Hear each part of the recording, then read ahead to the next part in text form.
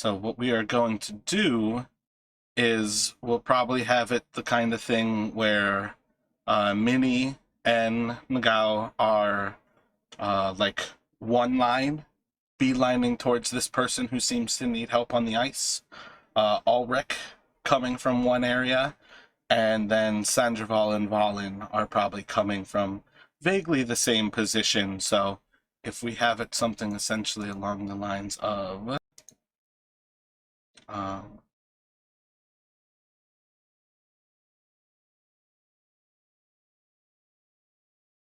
Ulrich coming from the docks, uh, Minnie and Nagao, and then like Sandoval and Valen kind of running out to the ice there. Effectively, you all are roughly, say, 40 to 60 feet away from this person. They seem to have fallen into the ice.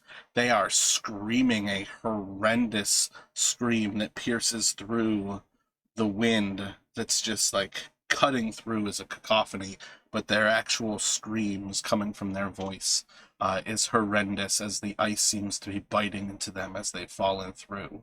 And they seem to have some people who are at the ice edge, and they are trying to help this person out of the water. But this is kind of the moment that we'll start with, is your attention's kind of being grabbed at that point, and you guys can decide how you would like to act. But effectively, we have a group of two, and Ulrich is off on his own right now. So what would you all like to do as you see this person screaming for help and aid being given, but perhaps not effectively? I have 100 feet of rope, so I'm just gonna throw it.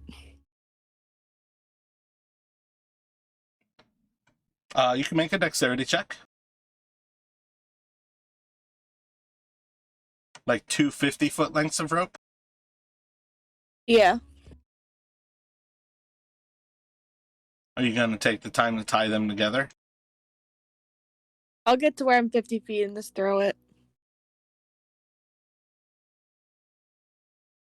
Yeah, this map is not set up where the measuring is. I never actually checked that one. It's definitely meant more for a visual.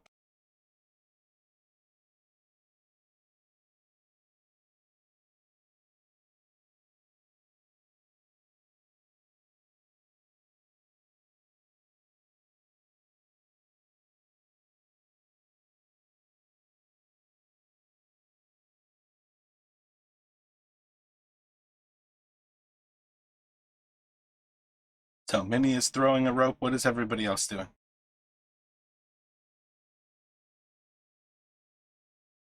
I'll guess I'll drop my back, my glaive, and I'll just run and dive into the actual water.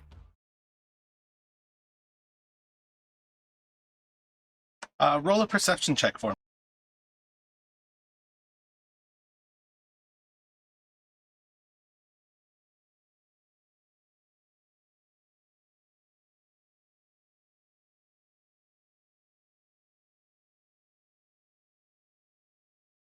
What is everybody else doing? I'm running over there to get closer, see what's going on, and see how I can possibly help. Roll a perception for me. And then I think right now, Sandoval and Valen, what are the two of you doing? Valen will also be running onto the ice to see if there's a way to help in any way. Perception check. And Valen? Or Sandoval? Yeah, so Sandoval will follow, sort of following after Valen, and he'll try and call out. I don't know if he can add a line. He'll have to be heard over the wind and everything, but he'll call out like, "What happened?"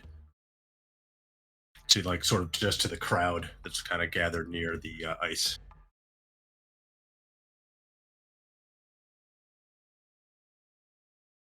So you're probably moving like half speed that Valen is as he's trying to get there?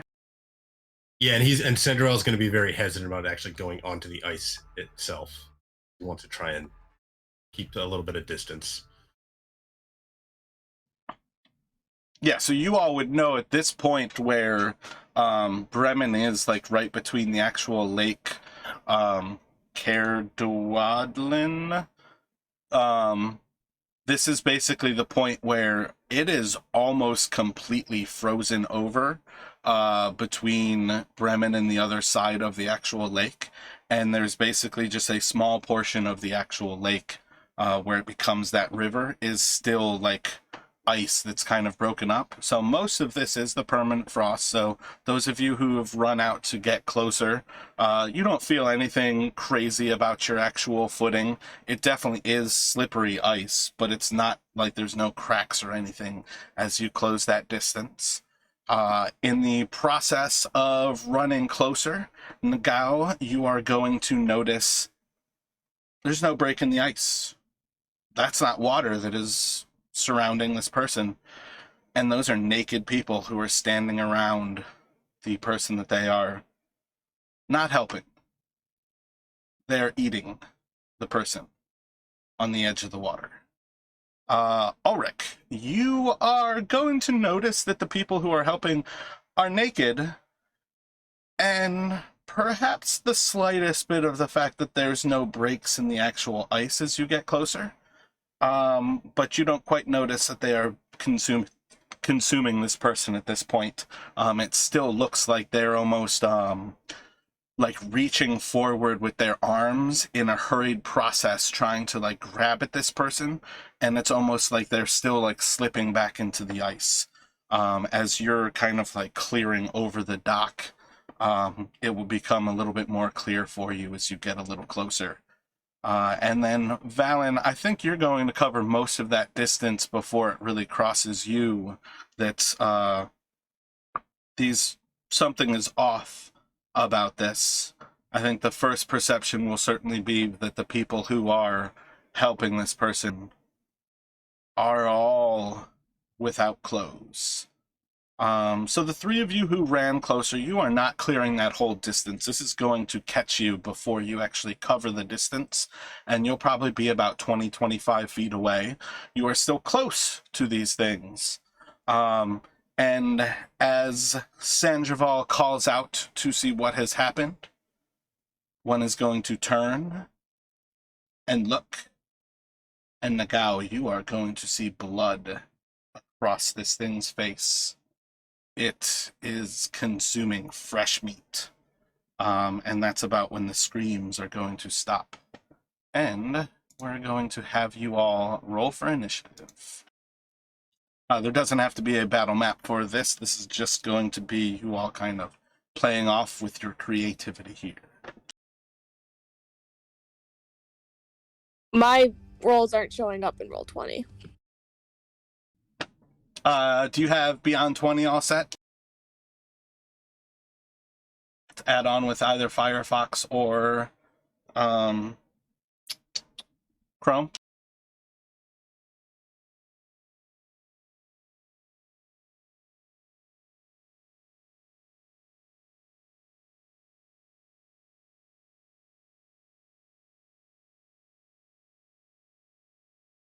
Yeah, I have it all set up. It's just not connecting for some reason.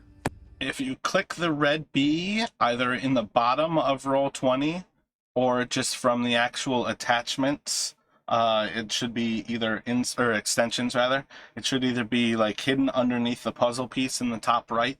There'll be a red B, or in the bottom right of Roll20, you should see a red B. Either of those should sync your character between D&D Beyond and Roll20.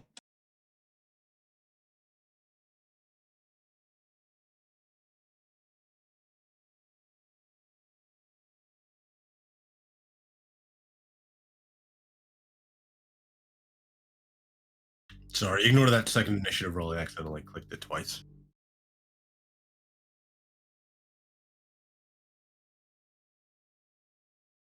Alrighty. So, the first of these creatures that has looked up towards Sandoval yelling is going to tear out another chunk of flesh, and as it raises it to its mouth, it's going to stand, and as it's chewing into the flesh, it looks to the other one, and you hear just like a horrific little scream, and the other is going to look up at it, and it's going to start to slowly progress forward, and you see as it starts to gain like footing to its movement, it's building up momentum into it a run. It's not going extremely far, but it makes it about 15 feet. It's still about 10 feet away from what is that, Valen, and probably about 15, 20 feet away from Nagao.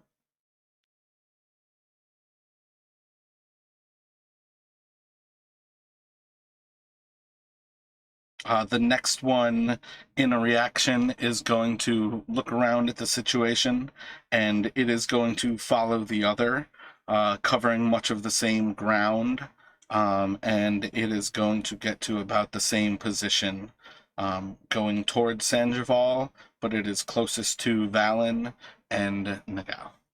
And with that, we will go to Minnie. I can't get it to work at all.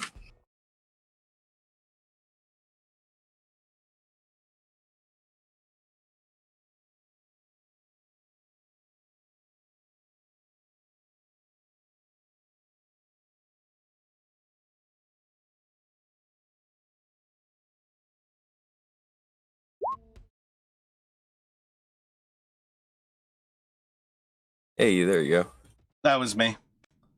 Do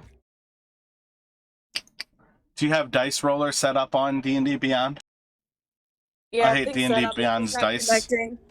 If you can turn as much off of D&D Beyond's own dice, that is one of my most hated things about them. I don't know exactly why it would not be working other than that, because mine connected right away.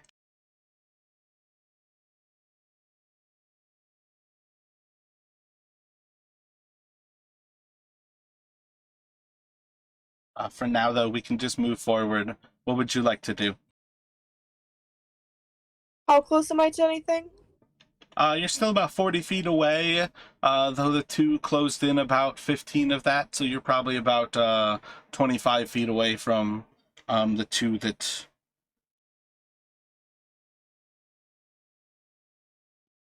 I think you'd probably be about 25 feet away from them.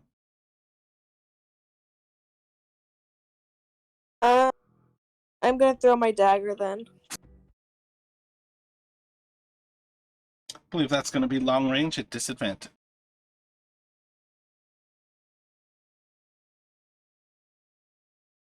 Do you want to close any of the distance before you throw it?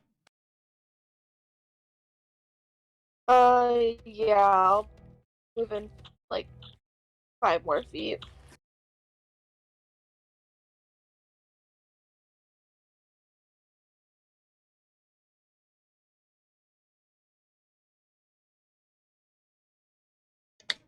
Do you want me to click it? Have you tried and it's still not working?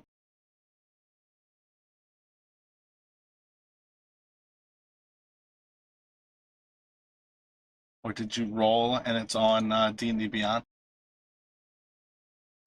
It rolls and it shows on the D&D Beyond game like log, but not on Roll20. Gotcha. Yeah, a 7 is going to miss. You have another dagger if you would like to throw it as well.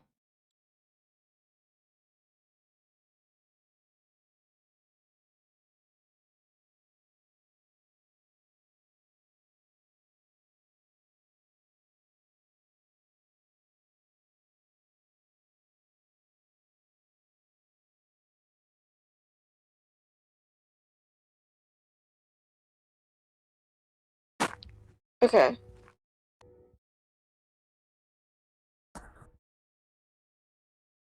16 will hit.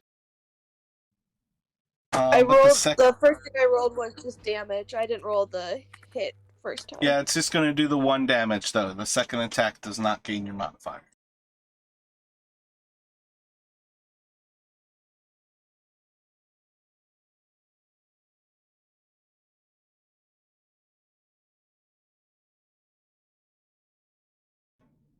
With that, it's going to go to Ulrich. The creatures ran a little bit further away from you as they closed in on the others, but they're still probably What you move forward and probably held off. They'd probably be within reach of you if you wanted to run. If you wanted to move 25 feet, you could get to them.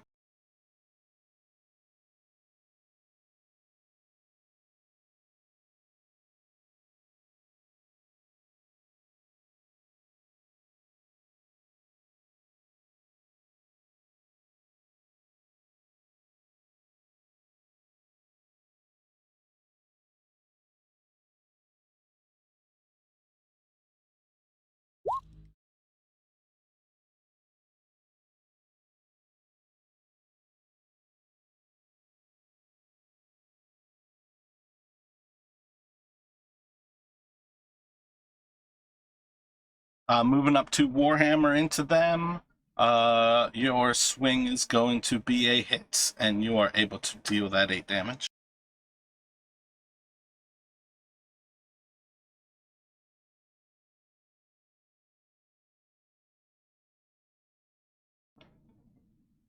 I think you have yourself muted if you've been talking, kid.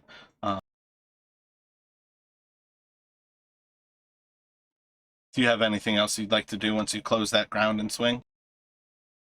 No, just if I can sort of interpose myself a little bit, like when I got up to him, is all I want.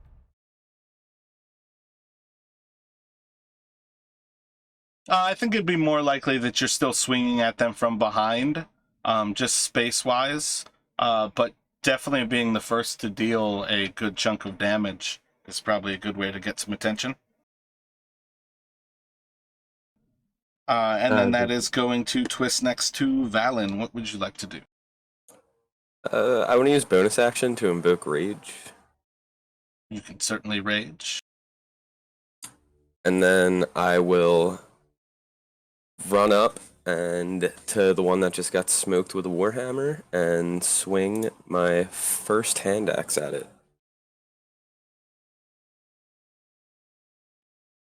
18 will hit.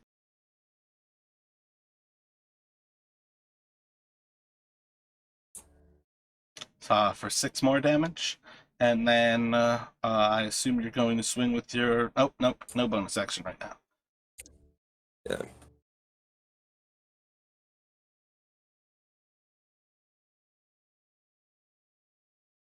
That is going to follow up with Nagao.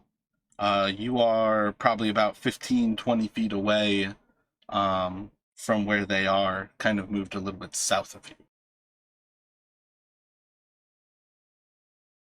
I'll try to intercept them, try to get in front of them or flank them, and I'll take a swing with my glaive.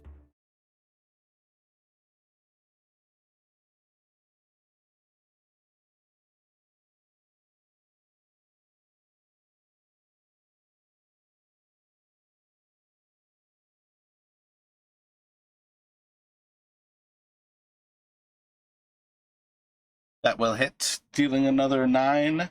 Let's see. You are able to kill the one that the 3 of you have now attacked. There's one of these remaining.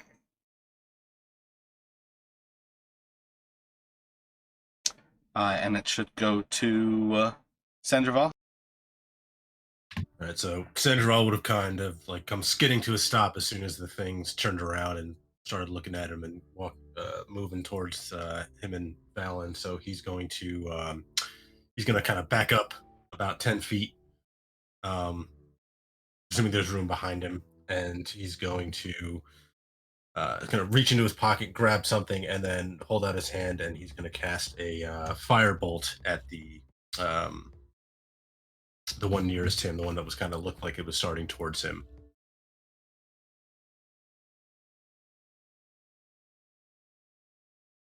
That's going to hit.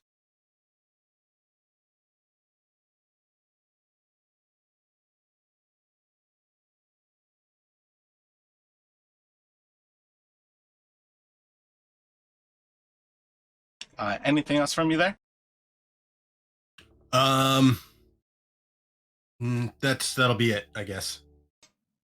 Sorry, I can't get it to roll damage at the same time. I've tried, but something off.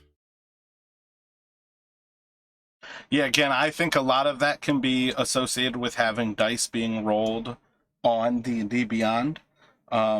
It's hard for me to be able to solve those issues with it. I do prefer that you all have those settings prepared, but if you don't have it automatically rolling all 3 of those dice, the 2 attack dice and the damage, I just want you to roll it all right away. So it's there, hopefully, when I say whether something is a hit or a miss. But there's only so much that we can actually do to solve a lot of those issues because it becomes so many different variables. But the creature that is remaining is going to finish building its momentum. It is going to close in on Sandoval.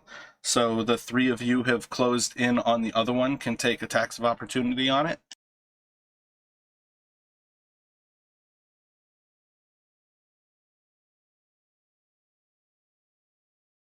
Roll the attack die, Valen. Valen will swipe wide. Ulrich gets a solid hit that actually crushes like an entire side of this creature. Its left arm hangs just completely limp, almost removed from its body. And Nagao also will swing wide. As the creature gets up to Sandoval, it is going to swing at him with his claws. It will dig in with an 18 to hit. It is going to do 9 damage to you. I believe that's going to down you. Yep, almost kill me. I don't know how much this matters, but roll a Constitution save as well. Okay.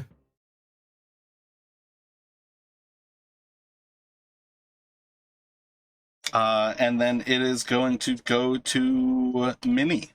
Let's see. Yeah, so you're probably about like 15 or 20 feet away from that. No, probably 20. It's probably about 30 feet for you. You are within reach of this creature if you would like to close in on it.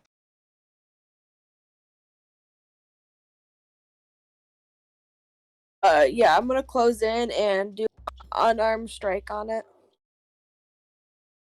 You should still have 1 dagger. I mean, unless you want to unarmed strike. I'm gonna do an unarmed strike.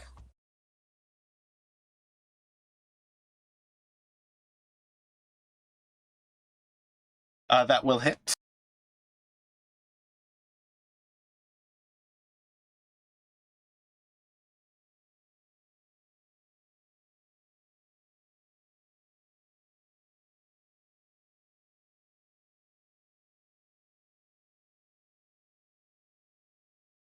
For 2 damage, is that what I'm seeing?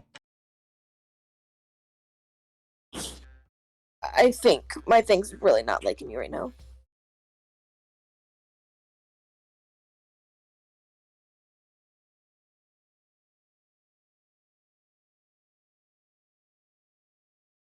Yeah, 2 damage.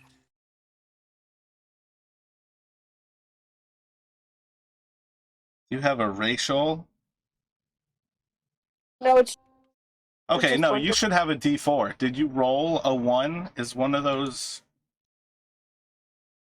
Should be a D4 plus 0 for your unarmed strike. It just says 1 bludgeoning damage on my sheet. Yeah, but it's supposed to be your cat's claws, though. Your claws are natural weapons that deal a D4 plus 0 slashing. I don't know it's a 3 why then. it's not updated, but if you look at your feats and traits, that's where you can roll. So yeah, that will... 1 damage was not enough to kill it.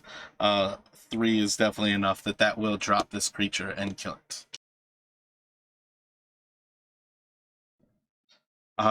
So yeah, you guys have a corpse in front of Minnie, and the body of Sandoval is down on the ground. You have the corpse in front of Ulrich, Valen, and Nagao. What would everybody like to do? Can I give Sandoval assistance on his saving throw? Is that part of the actions? What are you trying to do? What kind of assistance? Isn't it? Can I grant help with my main action? I'm gonna take What care of this.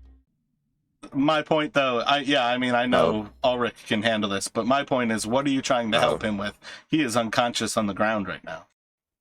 Like the help action ah, is still you doing something. So like do you have something that you're trying to help him do? Or are you just kind of like cradling his head so he doesn't like choke on blood?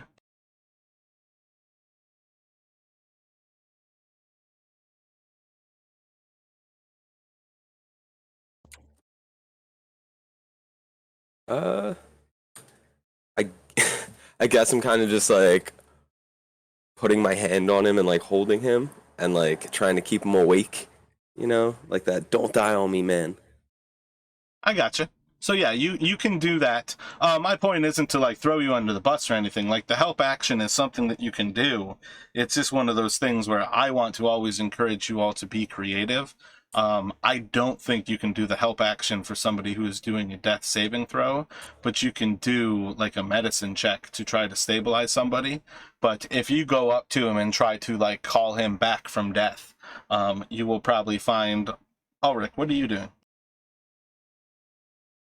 I'm gonna point my hand towards him, Sandoval, and say that Hansith is kind to those who fight in battle, and kind to those who fill the others' cups.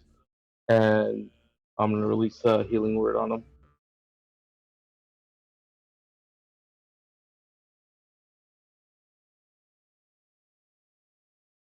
So while Valen cradles the head of Sandraval, you will wake up. You can have 6 hit points. I believe that's going to take you back to full. Yep. I know my rogue is squishy the other campaign, but jeez.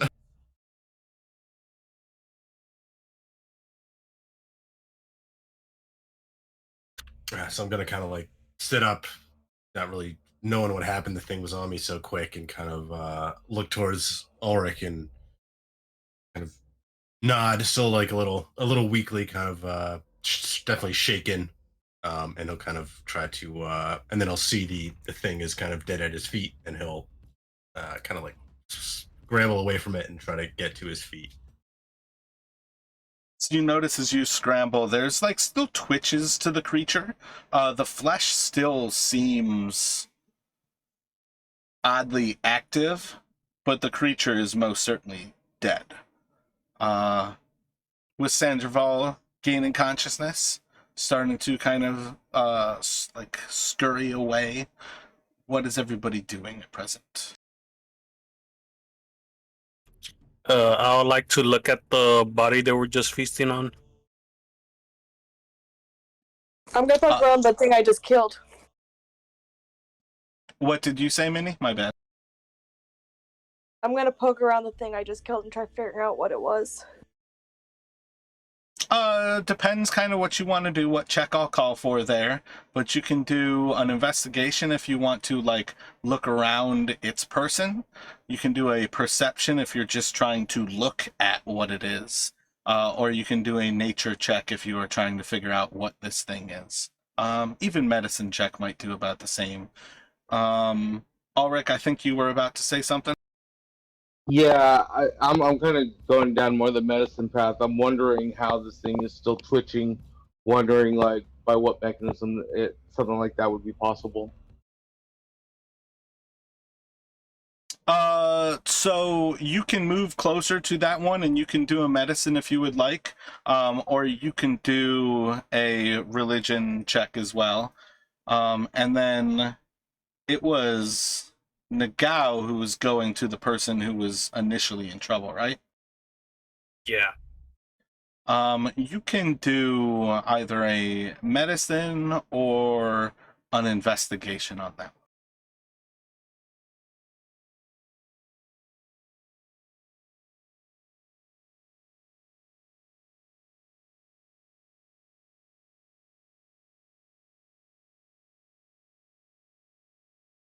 All right, so Minnie, I got you doing the perception. just kind of looking over this, this seems to be a pretty traditional human, only it's a corpse. It's been dead. It hasn't just been killed. This is an undead creature. Something about this thing was brought back. The flesh is gray. It has no color to it. It's actually frozen, and you can see signs of where it was like cracking with the movement of the body. That the flesh was not moving with the bones as these things kind of moved and ran. Gao, you can be pretty certain this person died pretty quickly. As you get closer, almost the entire chest cavity is removed on this thing. These creatures, the seeming like signs that they were trying to help somebody out of the ice, were digging away at this person's body. And yeah, Ulrich with a medicine. I think you'll see that this person was probably buried quite some time ago. And buried like in the snow. It wasn't like an actual like grave into the dirt, which wouldn't be surprising. The permafrost here has been for over 2 years. You can probably gather that this person probably died 6 or 8 months ago. I just want to do a nature check if I can see what's why, like what happened to their bodies to cause them to reanimate. I feel like that would be a nature. I mean, you can look across like kind of the nature of the body if you would like. If you have another proficiency, there's other options depending on what you're looking for here. But kind of like looking over the nature of this thing, it's something completely unnatural that has happened. And this is likely some sort of work of magic.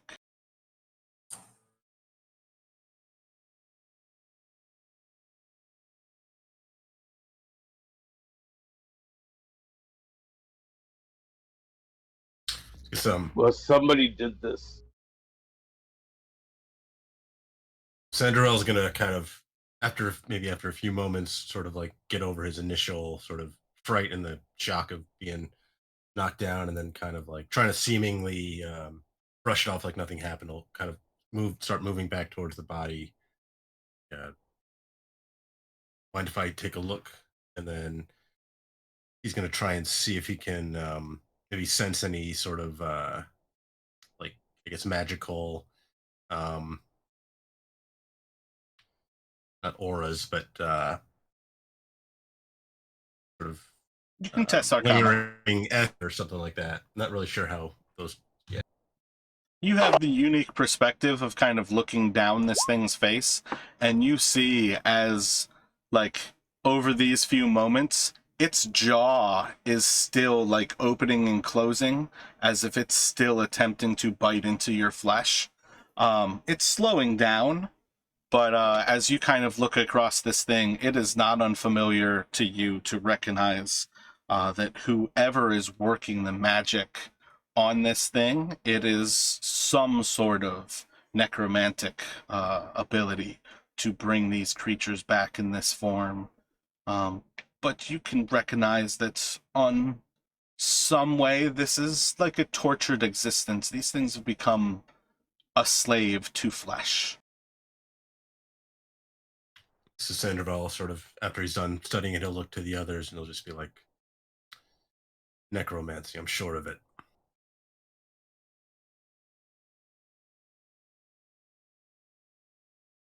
As if this place wasn't cursed enough. You better get a fire started. Burn them before they spread.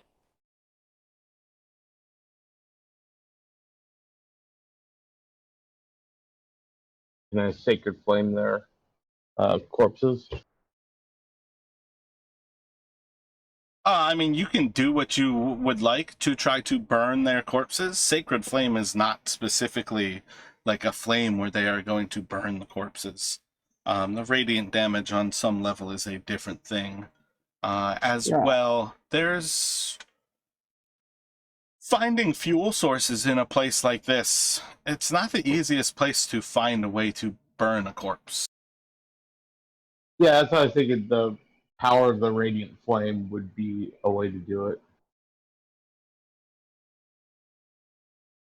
I would think so long as we can scatter the pieces and be able to harm us again. At least these two.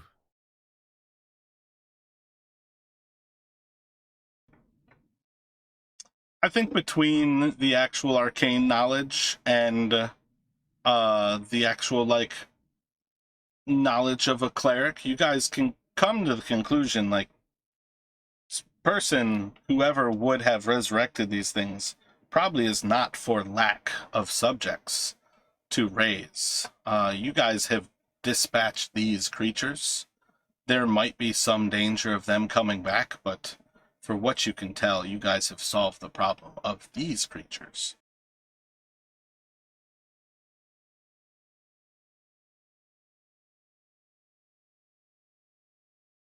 Someone should check for tracks. See where they came from. And if there might be more of them.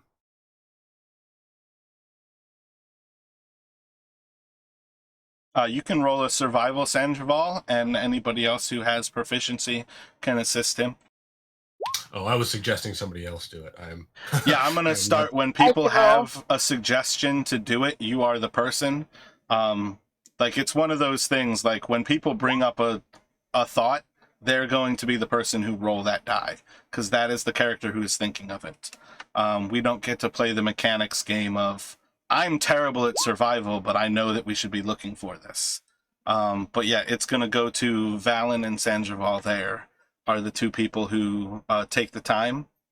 And you guys see the track leads off into the ice.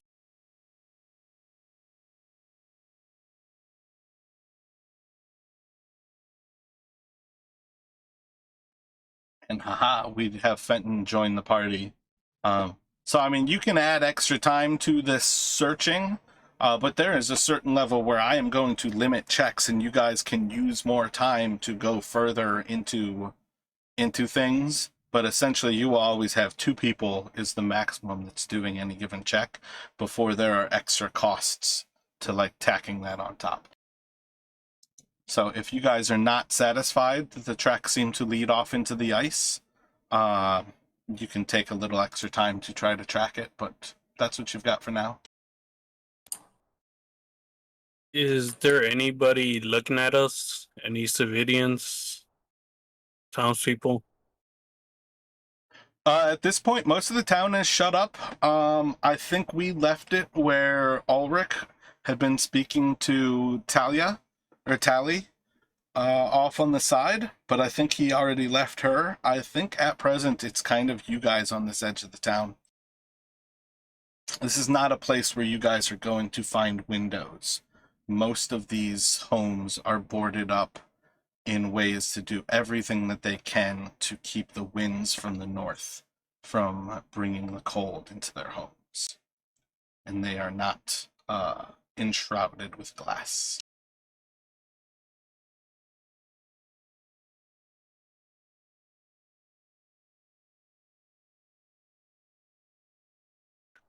You should Well, inform the. Sorry, go ahead. I was gonna say while everybody was tracking down, looking at these monsters, I'll like clean up the corpse and try bringing it into the shoreline so they could give it a proper burial or whatever they do as final rite.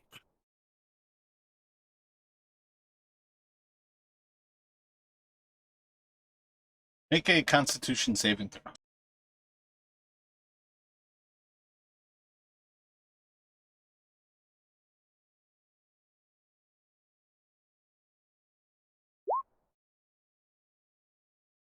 It's a pretty horrendous view, and the body moves in multiple parts at this point, how much it has been desecrated, but you are able to get it back onto what you roughly think is the shore.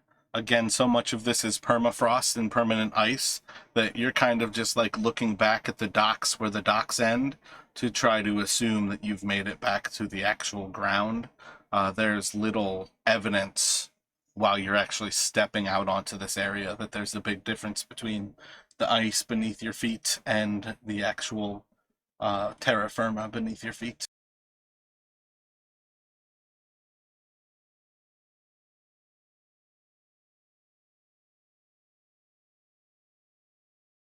What were you thinking, Sandoval? So Sandoval was going to say, like, we should inform the guards. Perhaps they've seen something like this before, or at the least they should be informed. This might entice them to let us keep our weapons, perhaps.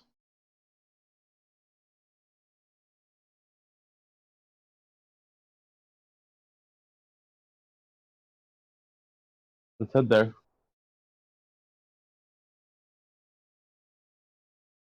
So you guys can take the few moments to head off to the guards. You're coming in the right direction to kind of head right to that eastern side of the town speaker's home. And you can head on in. You see the same two guards that you saw probably like an hour before. And they're still kind of like at their position and just kind of look up at you all, a little perplexed to see you again. And, oh, yes, how can we help you?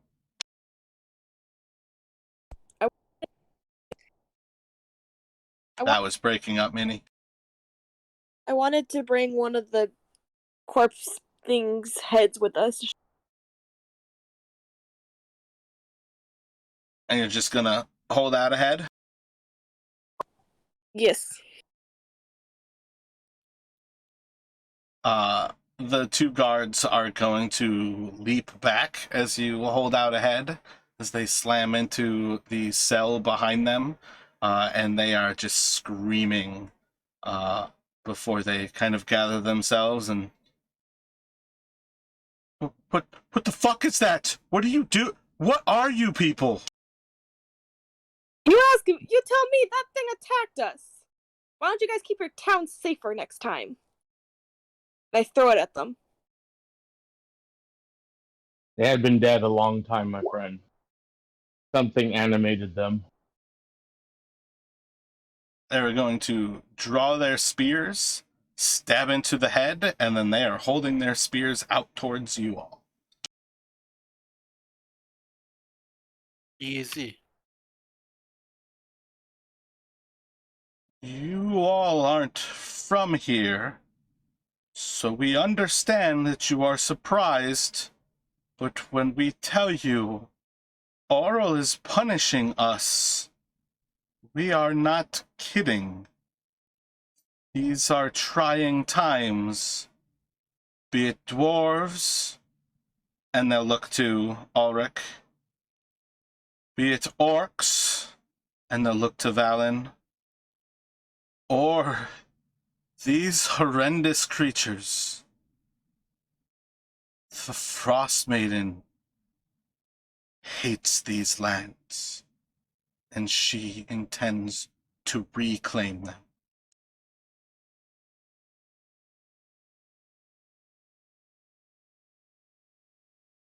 You have had experience with these things before, then? We have had experience with terrible things coming out of the tundra. A head that attacks you? No. No experience. But to know that the wilderness is dangerous and death, the people of Bremen are quite familiar.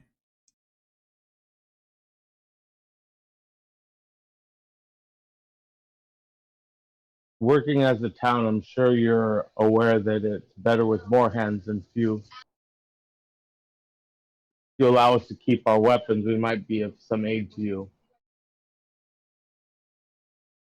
You are welcome to your weapons, but I believe you will find Cora is still not open to those who are armed.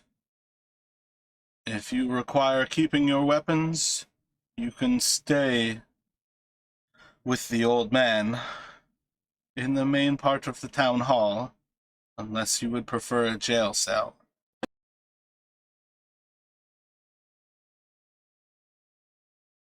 And you guys can recall your agreement was to not be armed while you were at Cora's buried treasure inn.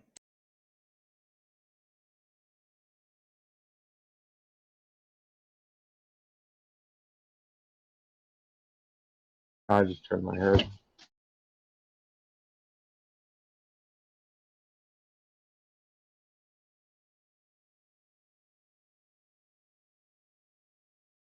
I feel we should tell you as well that these creatures did get to one of the townsfolk before we could save him.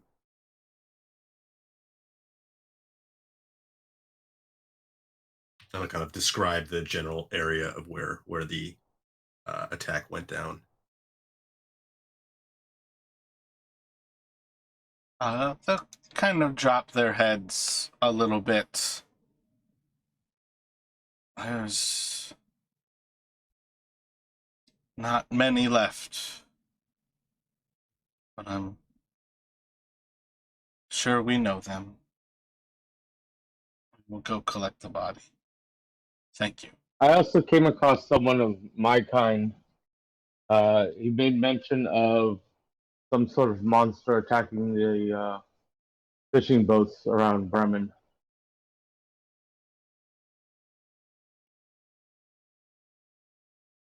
We're vaguely aware that our fishermen have been assaulted of late, and can only imagine who it was, but surprised that he would mention the creature. We were quite sure that he's actually been quite part of the problem, trying to get other desperate folk to go out to fish when he knows quite well it is unsafe right now.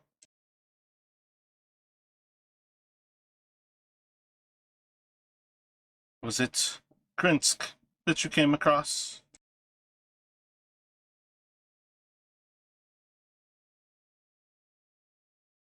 Yes, that was the fellow's name. Yes, he's shady, but I thought he was a bit daft myself.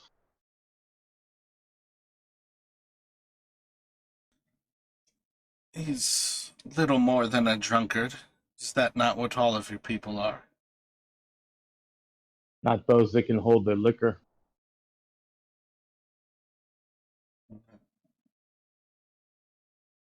We will have to go reclaim the corpse. For now, our thanks. It's good to know that you're all not what you might see at first.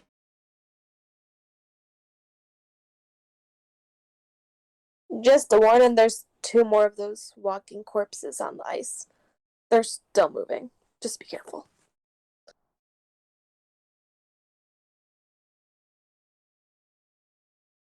Still moving, like there's more heads? What corpses? What is... Yeah, they don't seem to die.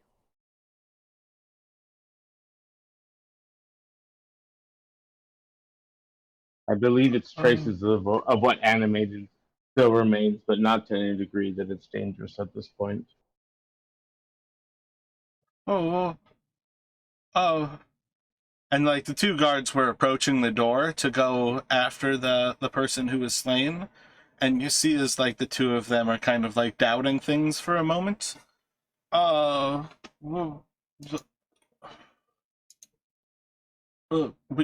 would you accompany us while we go?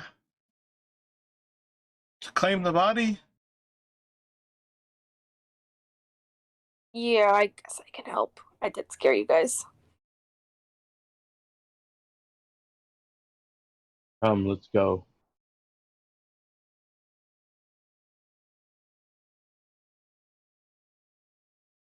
So yeah, they head out. You guys can lead them to the body. They're definitely like super hesitant to kind of like cover the last corner to see this area where everything kind of went down. And you see as they're clearly like looking for more, like they don't know whether they're looking like at the ground for heads that are moving or if there's actual shambling bodies, until you actually come across one of the actual creatures, which one of them is now decapitated, and the other one is pretty well destroyed as well. And you see them get a little bit more relaxed as they recognize that you were talking about these bodies. And by now they've stopped moving. It was like Sandraval was witnessing like the slowing of this creature has like an innate will to feed, and there's little more to this creature than that need to feed, but it would have ended before you guys even got to the town hall.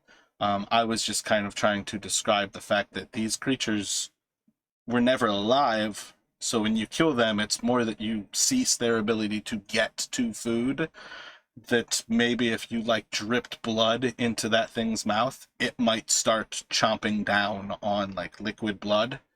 That perhaps like these things are dead, dead, and never really dead. But they do come out with like a small beer to like carry this person back. And as they get there, they are a little horrified to see what remains of the body. Neither of them seems terribly keen to do this, but they basically set the person up on this little cot to kind of walk the body back to the town hall.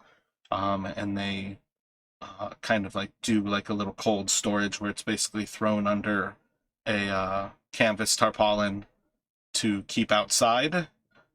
They go back in, and then you see not long afterwards as one of them goes off to try to grab some other guards and perhaps deal with whoever it might be.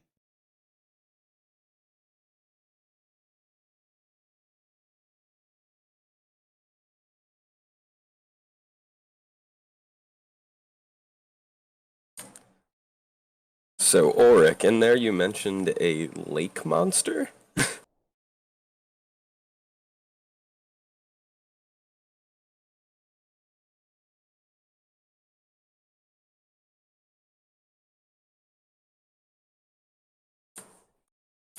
Because as of right now, I think he is the only one that actually has heard this, correct? More or less, yeah. Like you guys could have chatted like in any of those little walks about it, but you are definitely more than welcome to inquire with Ulrich what he has gained to regain that knowledge. You don't necessarily have to share all of it, but you can share what you would like at present, and you guys can definitely roleplay that. Yes, unfortunately, a crazy sort of my kind came up pretending to have enlisted us in his service, mentioned meetings that we had never had. But he did say that there's some sort of monster, although he seemed to be a bit hesitant about actually saying it. He went back and forth so many times, it was hard to just figure out what he was doing.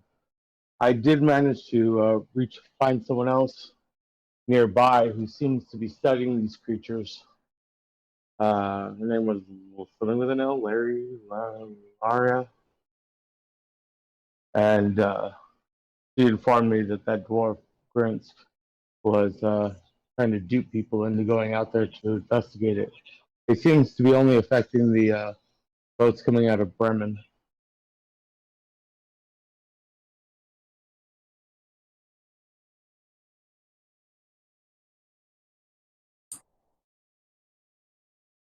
That sounds fairly odd that it would only be attacking boats from this town specifically. I thought so as well. I wonder if maybe we investigate further Perhaps he didn't take this crazy dwarf's path. We might further entrench ourselves with the citizenry here of Bremen. Perhaps another town has decided they want Bremen's resources. Times are hard, people. Terrible things. From what we've learned so far, I think all these towns have one affliction or another. Perhaps this is why Handset has sent me here.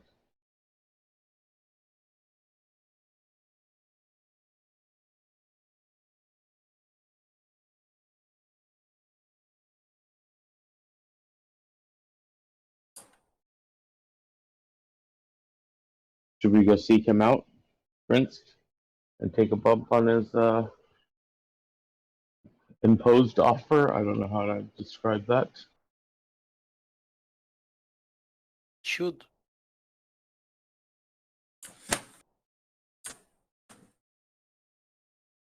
So depending on where you're having this conversation, you can kind of go back to that same area of the docks and try to look for Grinsk again. You can ask one of the guards while you all are crossing the town with them in any of those trips where you might find him. But it's kind of up to you all how you would like to re-find Grinsk.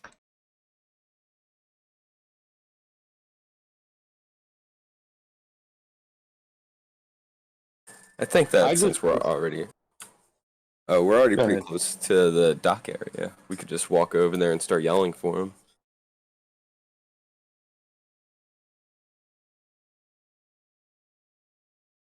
Yeah, And also, I'll go. Ulrich, Grinsk, your crew has arrived. he also pointed out his 2 boats to you, Ulrich, so if you guys wanted to just take out the boats, you also know where they are. Yeah, but I don't feel good just taking off on them. I want to find them first.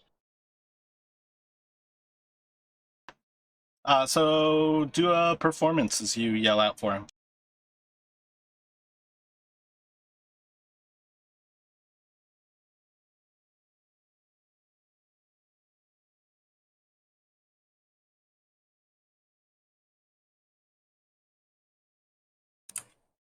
It's a pretty good performance. I'm just walking on. So after a few moments of yelling for him, somebody peeks out of the most northern of those buildings that are right up next to the docks, and they kind of like holler out to you, just kind of like a, "Quiet down there! What are you all yelling for? He doesn't even live near here. He's in the southern." And they'll just point to the southern building there, and they'll just call it barracks comes to mind, but that's the wrong word for it. It's almost like a hostel living, where it's like a communal kind of. I guess that's still almost like a barracks. It's just not military, but like they basically reference all 3 of those buildings are like the fishermen who live in this town, who are kind of like itinerant workers, and they just kind of point you to that southernmost building. So you guys can head in, take a few moments to kind of like look around, and you see a lot of people who are kind of just sitting around doing nothing. Some people are playing cards, but it doesn't take you long to find the actual dwarf inside, who's just kind of sitting off on his own. Nobody seems to be paying much attention at all to him. And you do notice that in this place where it could probably house like 60 or so people, there's probably only about 10 or 15 people inside of here.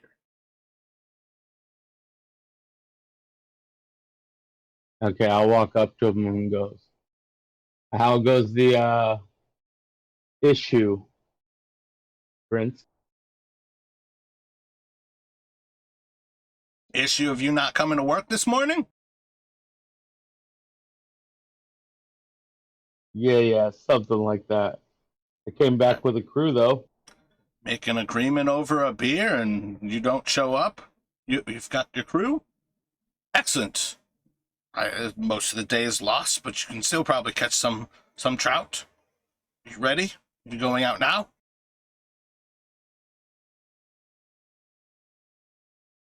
I'll look to the group. I don't love think we've fishing.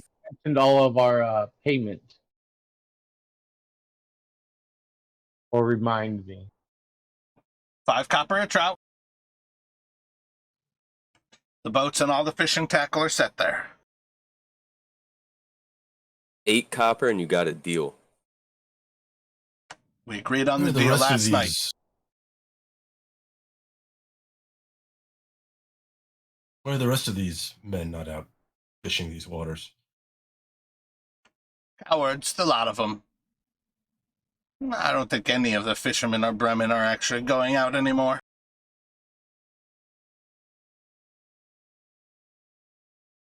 Do these look like some tough people in here, these other fishermen?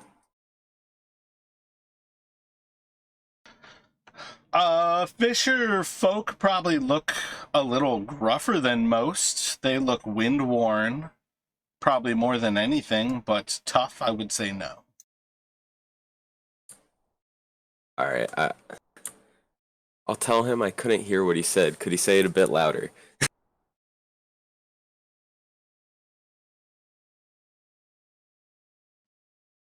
Make a deception check.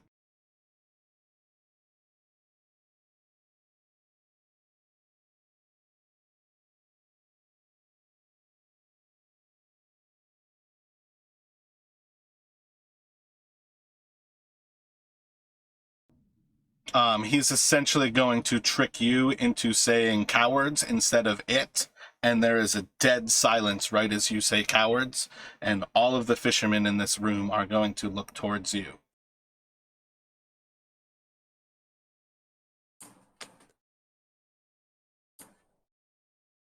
That's what he said. I'm just repeating what he said, guys.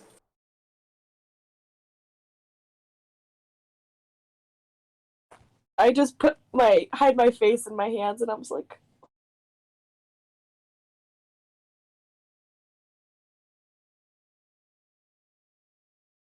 Is that a persuasion roll? About 4 or so folk kind of stand up, and they'll approach your group in the long run and kind of like move towards you, and they'll take a few moments, and you can call us cowards if you care to, but Aura is the queen of these lands. Whatever is going on of the ice, she keeps us from going there. And when a god refuses you access, you listen to a god. If you have a problem with that, walk out there, fish, enjoy yourself. You have much of the lake to yourself.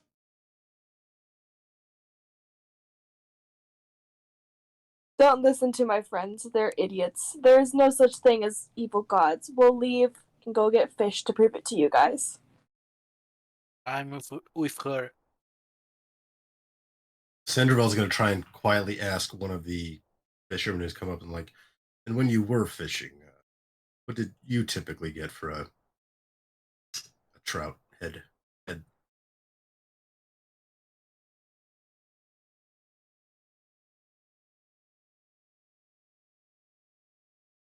The pay will always vary based on what you can make. You own the boat. You own your tackle. If you own nothing, often you will get nothing.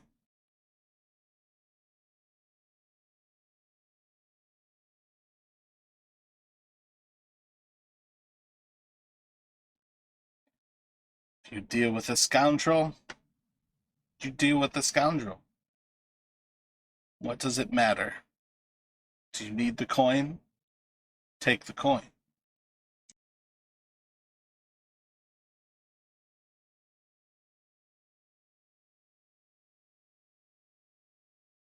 Sandoval, he'll nod and turn back towards the others. He's really not enthused about the idea of going out in the water as a fisherman, but he'll sort of look to the others to see what they want. Nagao, are you saying that you are at the docks looking for work? Like you did not go inside? Technically, we are still strangers. No introductions, no nothing. We just did our deed and everybody went their own separate ways if you think about it. I mean, that's like I said at the start before we jumped into character. I want you to, like, I'm going to slam you into the group and have you play that out. So if you want to not introduce yourself and not join the group, that is fine. But if you are standing out at those docks looking for work, there is nobody out there. This town appears to be a ghost town unless you go looking for people here. So if you are standing out there looking for work, you're just kind of standing out there doing nothing right now.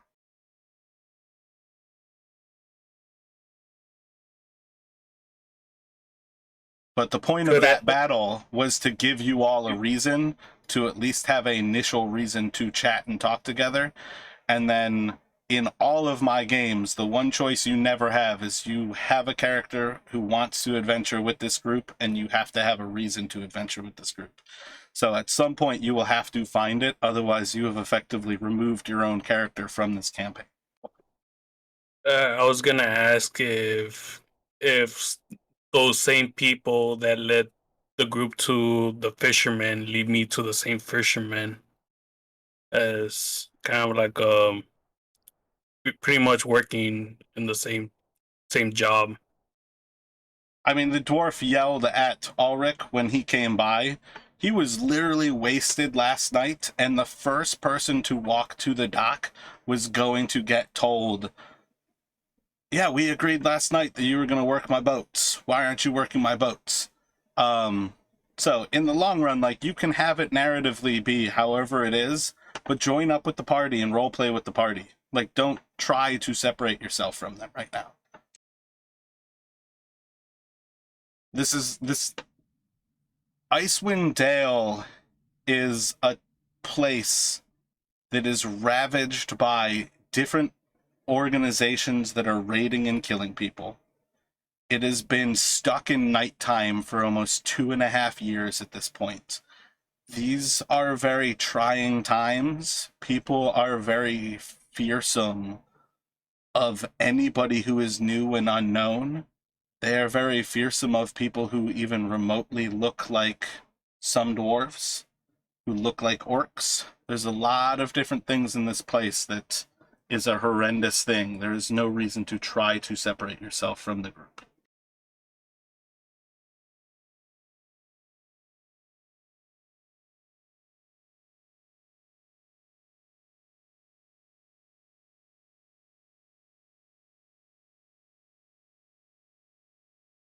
So if you were just asking the guards before if they could point you towards the dwarf, they're going to point you towards the party who's going to find the dwarf. That's what I'll give you if you wanted like an attachment to this dwarf to work the same job, because right now the party hasn't even really said specifically that they are trying to take up this job.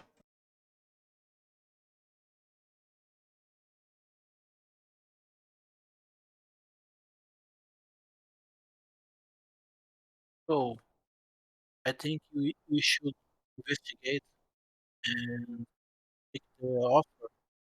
That way the people of this town will trust us. Let us keep our weapons. What do you guys think?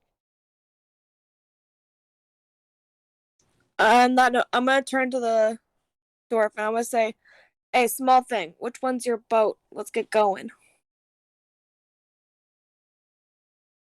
Burly ram, pronged rope, pronged rope, goat, rope, grope, groat, goat, pronged goat, burly ram. And also, Fenton, while you were away, because it started out with the fight, we actually kind of stepped back a little bit, that you guys would have already reclaimed your weapons. So, like, when they went back to talk to the guards, you all would have still had your weapons at that point. You also just know that you are not welcomed at the buried treasure while you are armed. So if you want to sleep at Cora's Inn, you are effectively choosing to then go back and disarm yourselves again. Okay, got it. That was one of those things where I knew the moment you guys got disarmed, it was like, this is a shitty situation. And I wanted to start out with the combat for the group to get everybody back together. So we kind of retcon that moment because I know it was at the end of last session that you all like went back there to try to grab your weapons. So we basically went with that conversation, just switched to you're fine to have them in town, don't hurt anybody, and Cora still doesn't want you there while you're armed. Okay. So Brew will join Mini. He's aboard the idea. So there are two boats out on the dock. You can see the burly. Of course, I closed the page again. The burly goat and the pronged. No, it's the burly ram and the pronged goat. Which one looks little better float? Yeah, which one doesn't have the big bite taken out of it? So they can fit 4 people in them. Each boat is essentially a rowboat. The pronged goat is the one with the bite out of it. That you can you actively can see the clear teeth marks that have bit a chunk out of the boat. And each one basically has space for the net and tackle for 3 people to fish.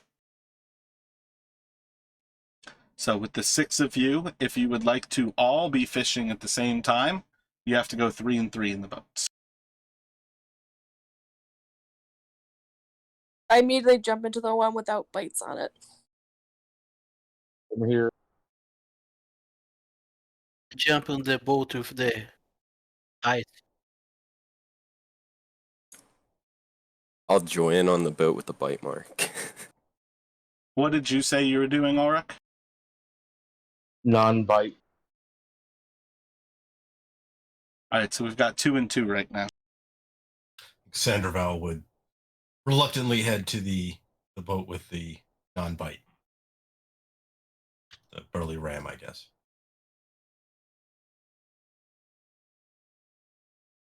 Are you joining up with them, Nagao?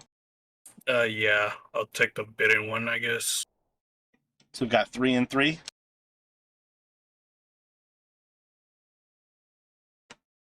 I believe Minnie has water vehicles as a proficiency. Does anybody else? Yeah, I can. I have water. I have vehicles with water. You're captain then.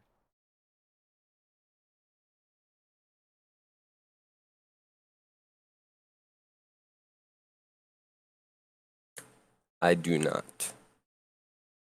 So I think, Minnie, you said you jumped in the one that was unbitten, and you can definitely kind of take control from anybody. Of the other 3, was that I think it is now Nagao, Ulrich, and Valen. Who is going to control the boat? I thought I was in the one with Minnie. I think it's Valenagao and Brule in the other one. Gotcha. Anyone? I guess I could give it a shot. It might be a bumpy ride, though. Let's go. And I assume, is this like an oar boat? Yeah, Or they're is it- effectively like small little bass boats with oars like that. All I can right. roll. I can roll. Sanderval's looking a little bit disdainfully at the fishing equipment in the boat.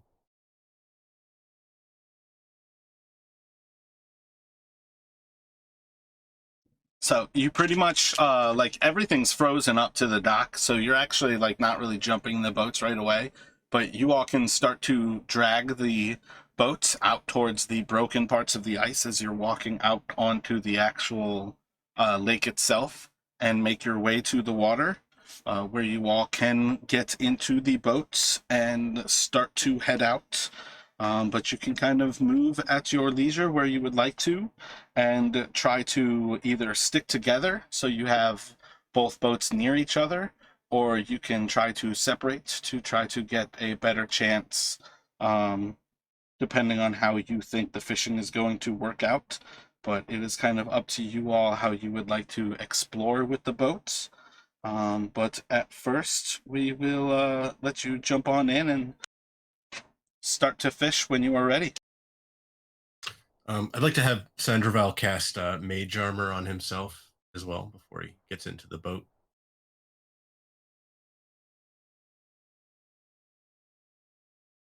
I think that's going to be the end of your spells for the day. No, I just cast a Firebolt before. That's just a cantrip. So I've. Are you aware that you cast Sleep last session? Oh, forgot about that. Oof. Never mind. Can I retcon and not cast Mage Armor then? You most certainly can.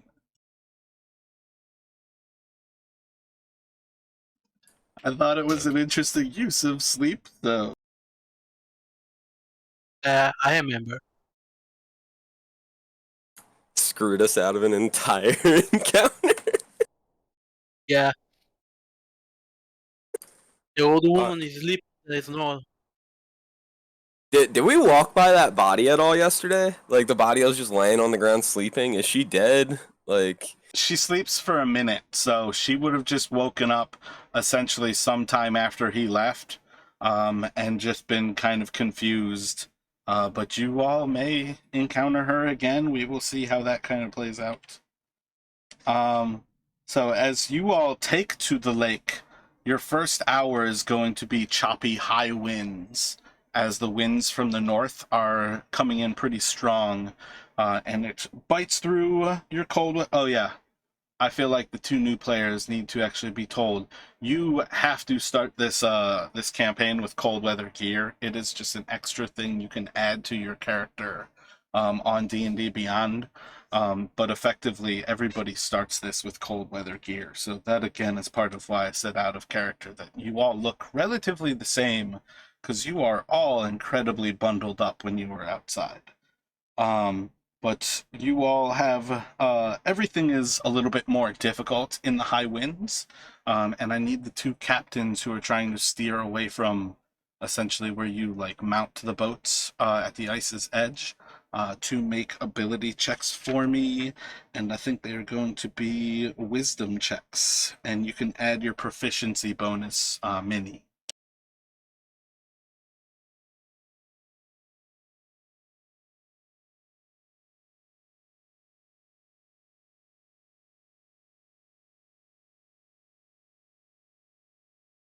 you said to do a wisdom? Yeah, it's a wisdom check because you're kind of like steering around the broken ice. And you, so it's, I don't know, how do I add the proficiency bonus? It's still the basic roll, and then your proficiency at level 1 is a +2.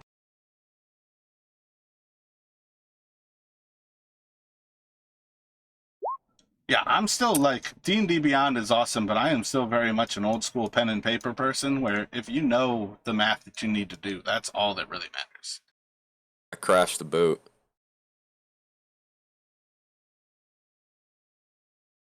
I rolled a 9 as well, but it doesn't show on here because it's not working. I rolled a nat 1.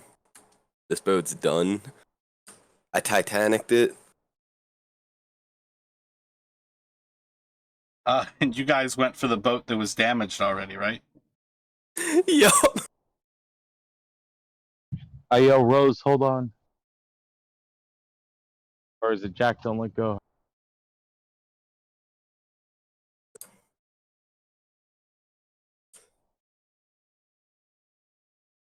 How far out are we?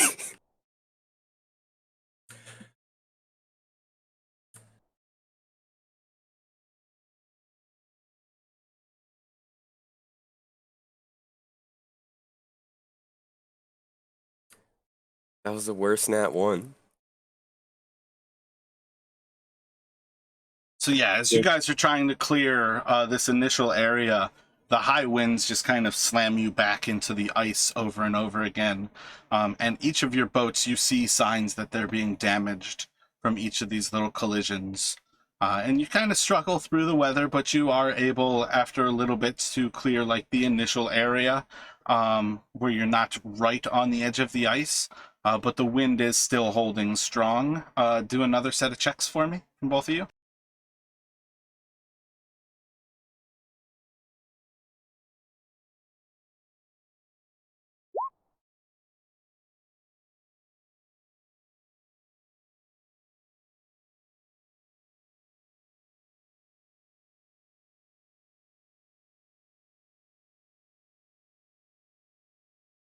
who doesn't know how to swim. Natural 20. 7.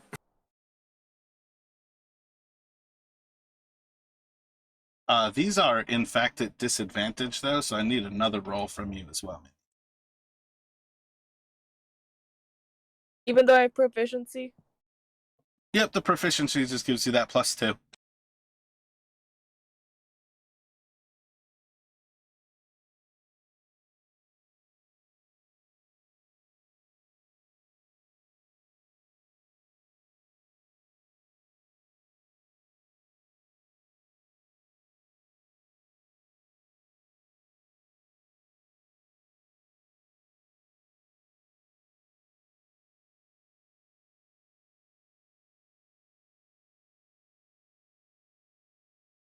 How do I roll disadvantage? Just roll another die. It doesn't have to be. All right, 16. You're good. So again, like I don't use D&D Beyond's roller, so I'm just gonna have you roll 2 dice there. The first one though before you failed, so I didn't need to.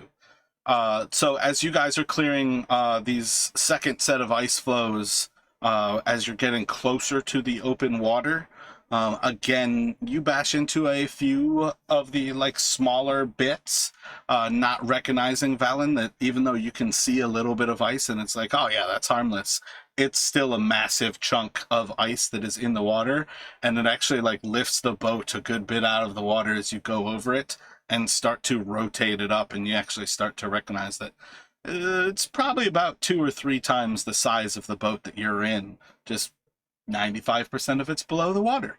And you take another little bit of damage to your boat. Minnie is able to steer out of the way of most of this next bit of flow. And we can do one more set of checks here from you all. Again, this is disadvantage, so it's 2 dice from you, Minnie. Oh, nice. Solid. Oh wait, no, that was actually 1. I gotcha. So yeah, on the last set here, kind of getting a little bit ahead of yourself as you look over as their boat's lifted out of the way. You accidentally bash into another little bit of ice, and Valen has the pleasure of watching as they gain a little bit of speed as they fall off of the little iceberg that they rode up. Gets the pleasure of watching you bash into the ice while you are essentially rubbernecking, watching him get into a crash. But after that bit there, you all are able to clear the initial ice flows in that good bit of part that's kind of like the in-between, where a lot of it is almost a slurry of ice before it actually hits the permafrost. And you clear out of that main area of flow. From this point on, you all can kind of stop and hold your positions. You can move around depending on what you would like to do, but you are kind of like a few hundred feet beyond most of the ice flows. You see that there are other boats out on the water, some that seem much larger and actually have like masted sails, as well as some other boats that seem like the long boat that you would have been dropped off outside of Bremen with. But it's kind of up to you, like if you want to just stop as soon as possible and start to fish, if you have a strategy that you want to employ to try to go about what you're doing, it's kind of up to you all. Like, are you trying to just get tackle in the water as soon as possible? I'm gonna nature check and see if I could find a good fishing spot. You can do a nature check. Rip. You're pretty sure the water is a really good place to start. I was gonna start getting the tackle in the water and bait in the water and everything.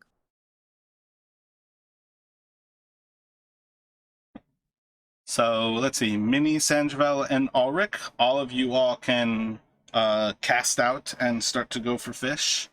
Valen, are you going for the same ideas? You start to see them preparing. Are you going to get your boat on the same kind of subject there? Uh, ask other people in my boat. Do you guys want to move? Or are you good with where we are? You can point. Brule, you look like a nature man.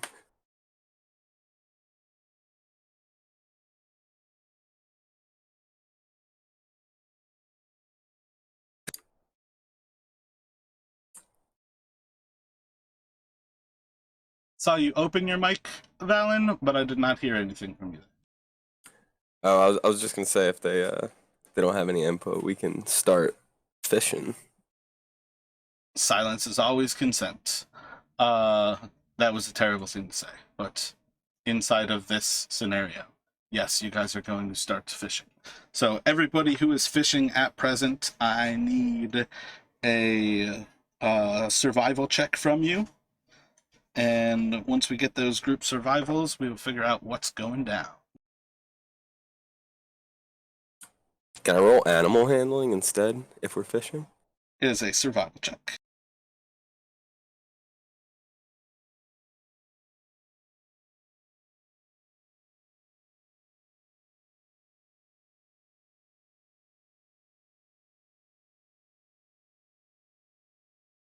Wow. So, Sandraval. Is not a fisherman. Clearly. Oh, okay. You rolled before I rolled. I got you. My bad. And then what? You rolled a 9 and a 10. Oh wait, no, that is not Minnie. Minnie rolled a 12. Gotcha. Do you have any survival bonus, Minnie? Do you have proficiency? +3. So you got a 15, or that 12 has the +3? The I got 12 you. That's a 9 plus 3. So this first hour, a few of you get nibbles, but there is nothing that gets any closer to actually catching a fish. But Valen and Brule, you are going to get nibbles where you get like little feels on your tackle. You feel pretty confident that you guys are overfish, but you don't really get anything that hour. But the lake kind of calmed down a lot more, so it is cold, but the wind is no longer nearly as strong, and the seas kind of smooth out for you all.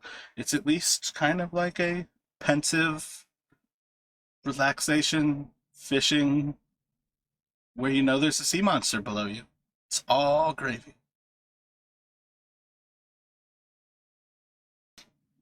Do you all want to fish for another hour? How much sunlight do we got left? I heard how much something left. How much sunlight do we have left?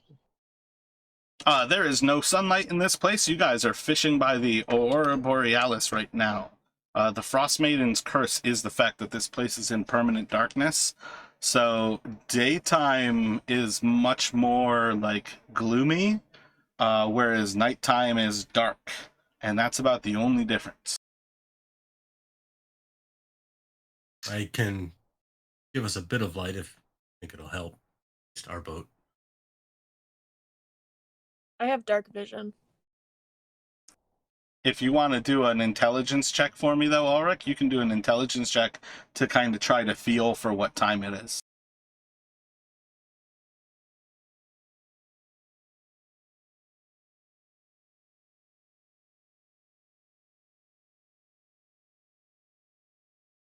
Can I use a torch? You're relatively sure that you all went out about like 2 or 3 in the afternoon, so it's probably like 4 to 5-ish. You'll probably start to see like the heavy darkness coming up in the next 2 or 3 hours. I say we keep at it for a little while longer, but not too much longer. Can Centerville look to see if any of the other ships seem to be starting in, or are they still out on the water? You can roll a perception, but otherwise, if you all are ready to do another hour out here, you can also do survivals for me. There seem to be ships. Can't really tell if they're moving.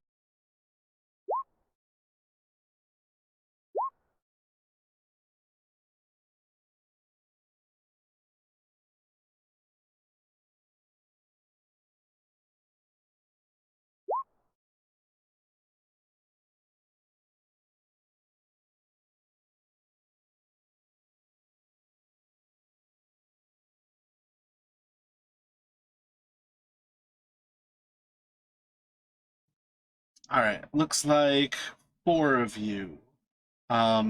Minnie, Ulrich, Broll, and Nagao. Please roll athletic checks.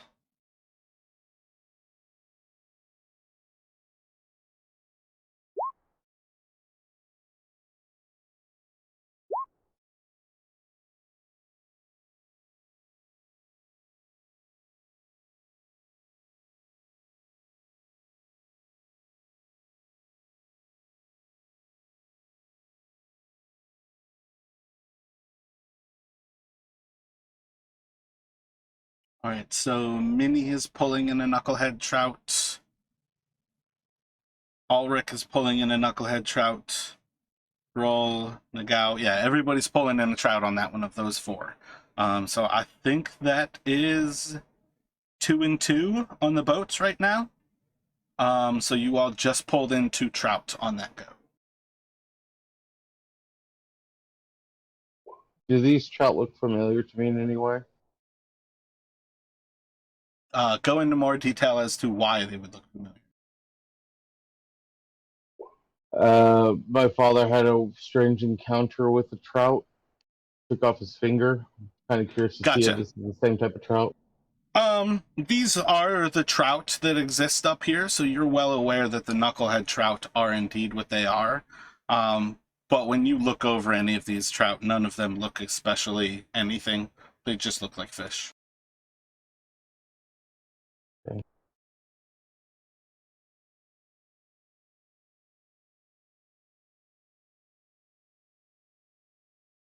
Oh, we're All starting right. to catch something. So while you are...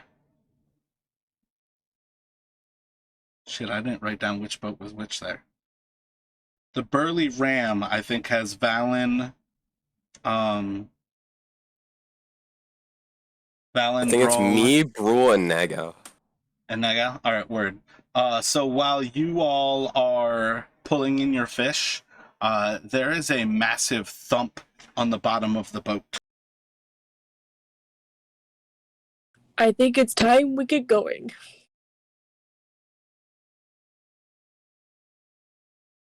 Well, I I think we found what we're looking for.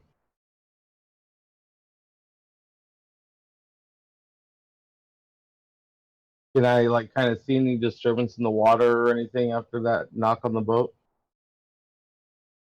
Water seems calm. Would start sorry, would the Sandraval, Minnie, and Ulrich have noticed this from the other boat? Sorry. I'd say overall you could do perceptions if you want to have tried to experience it, but I think you all are vaguely close enough that you might have heard the knock, or at least that initial reaction from Minnie kind of yelling out, "I think it's time we go!" I start Okay. rolling. Got it.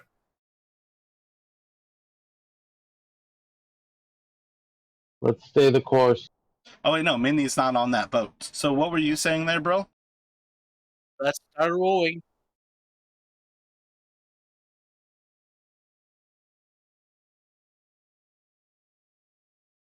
Valen, are you beginning to row? Yeah, I'll begin to row back towards the ice, the thicker ice. Is that just a wisdom check again?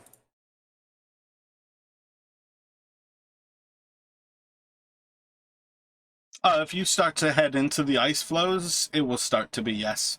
But for now, it's just kind of rowing away. So I think it's more a question then to what you all are doing on the other boat. I'm gonna yell like, not yet. Let's stay the course. This is why we came out here. Uh, so let's say I forgot to ask. Did the knock like shake the boat violently enough, kind of thing, like to where it felt like it was a sea monster, or just a large fish, or It was would that be a a perception? it was a big bump on the bottom of the boat, Brule said it's time to go. You started to row, and over that like 5 or 10 minutes where you started to move away, where they started to notice you move and yell after you, nothing else has happened. It's calm seas right now.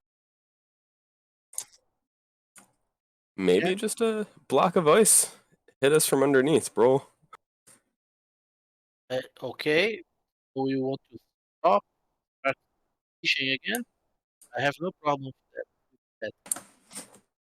Yeah, I think so. It's been pretty calm for the past few minutes, so we can cast again, see what happens. Okay, let's go. So everybody can do survival checks. You probably now have about like 60 or 100 feet between the boats.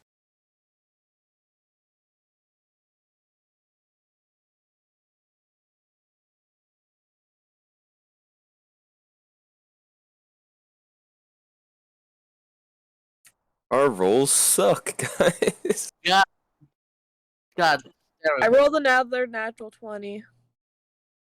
One. Do another athletics check for me.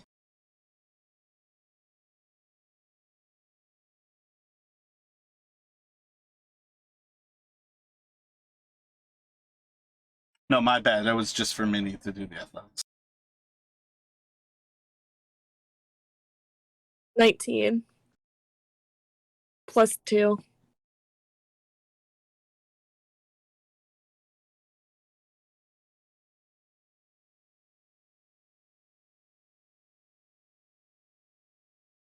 You are able to pull in another knucklehead trout.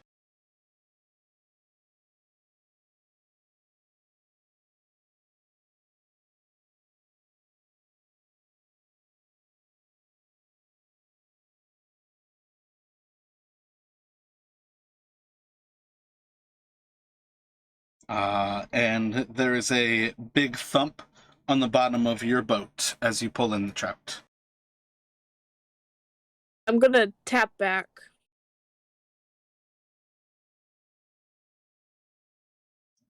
What are you thinking? Just a single tap in return? Yeah, that sounds good enough. Roll an animal handling.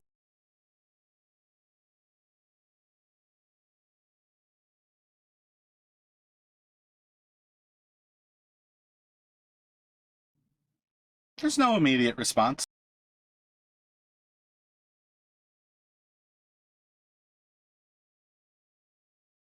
Everybody thinking fish for another hour? It's probably getting like a little bit noticeably darker, and you're probably at least thinking about your rations at this point. I tell my boat we're not leaving till I catch something. Do you guys think we need to stay out here for any longer, or you want to start heading back? It's getting dark. At least another. Let's go another go at it. I'm ready to head back, but I'll defer to you. Seem to be much more at home on the water than I am. Yeah, I can see in the dark. We'll go one more hour. Do another set of survivals from everybody.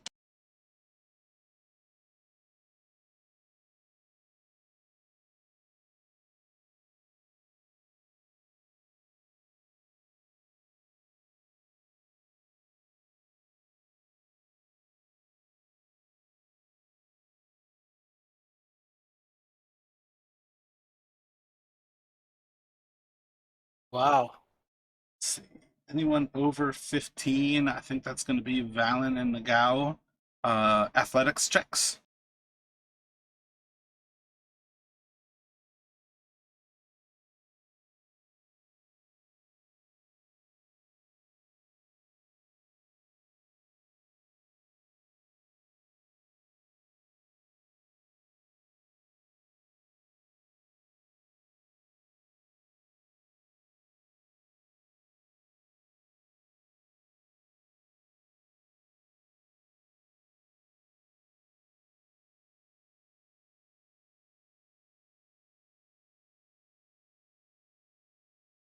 Nagao, roll a dexterity saving throw for me.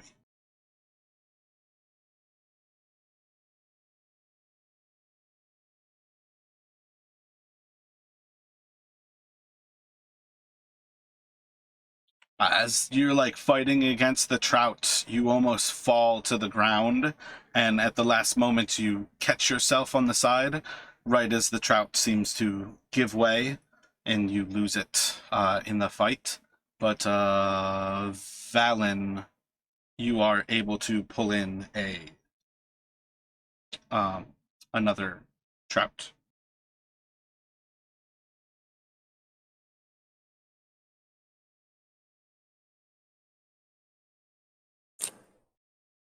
All right, guys, we did it. I'm happy to leave now if you would like, or we can go one more round. Minnie, you hear a much lighter tap against the bottom of the boat, but it is a doot doot. Roll an intelligence check for me.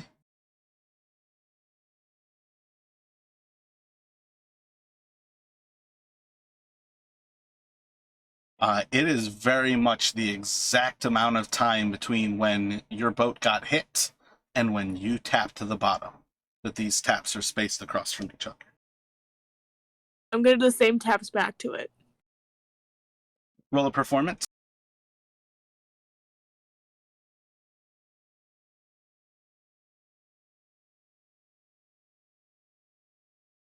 And an animal handle.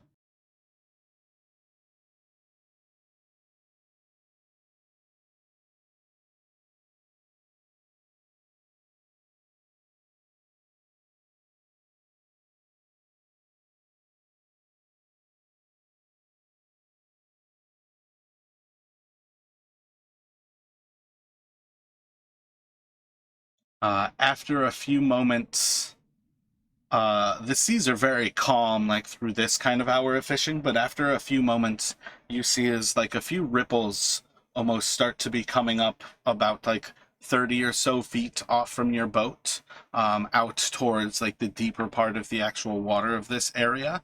And it's just within your view where you're catching like the little bits of the ripple in the water where it's catching the actual like the moonlight kind of glancing up off of the water's surface here, and you see at first little more than kind of like a couple of bumps that are about 6 or 8 inches apart, about 30 or 40 feet off of the eastern side of your boat, deeper out into the water. And then after a few moments, raises a little bit higher, and you see what seems to be almost like a turtle-like head that's kind of looking towards you.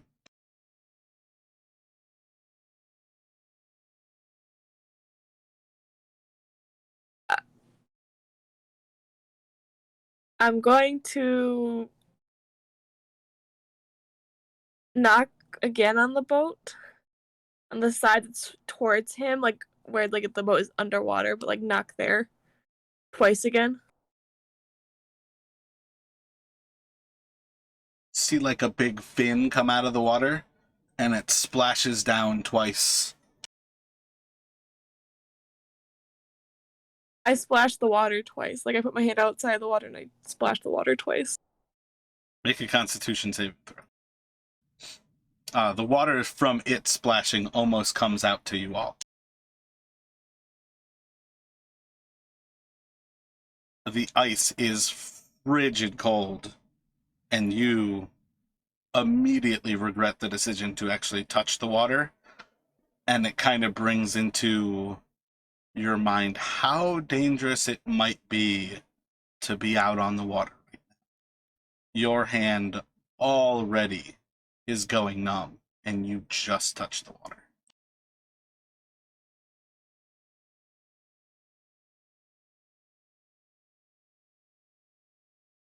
I just put it inside my coat then. But it like repeats the same splash that you did on that splash to the water. It seems to be mirroring you. I'm gonna like now like use a piece of my clothing and tap the water, not my own hand anymore. I mean, you've got the oars still as well. Like you're still at the oar. I don't want to seem to threaten it. I'm gonna do something small. Are you able to speak to this thing? I think I am. I think I am. Yeah. And we can see what's happening from our boat. I don't think any of you can see far enough to actually see this. But that will be the first moment where you can probably hear that they have that conversation. You might have been able to hear Ulrich. But it's further out from you all, and you all already started to row in. So you're probably about 150 feet or so away at this point.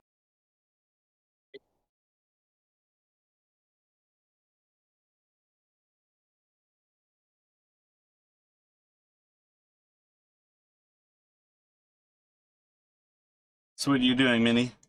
Ulrich just asked you if you can speak to it. You said, I think I can. And then you heard, I think I can.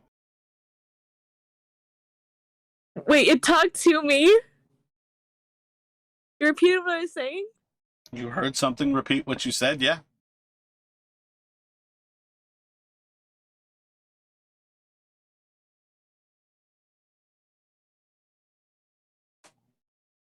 I tap twice with the water like a piece of cloth, and then I say hello.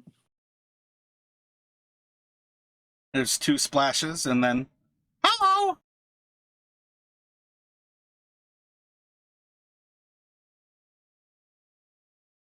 Maybe ask if it's hungry. We can give it some of these knuckleheads.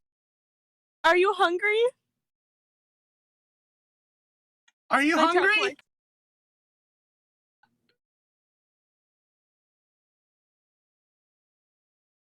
I'm going to take my claws and I'm gonna gut one of the fish and I'm just gonna like put it on one of the oars and like push it out as far as possible to like hand it to it. The guts, the fish, both? Yeah, all the fish, but make like it easier and more presentable for it. Kind of chum in the waters. As I'm doing that, I'm gonna say food. I like fish! But it doesn't seem to move. Are you friendly?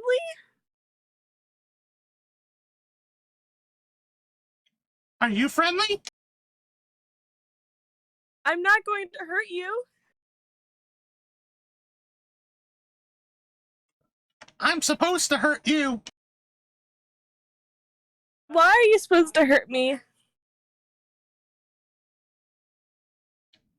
Ravison told me to. Ravison told you to. Why did he tell you to hurt us? 'Cause the Frost Maiden hates Bremen.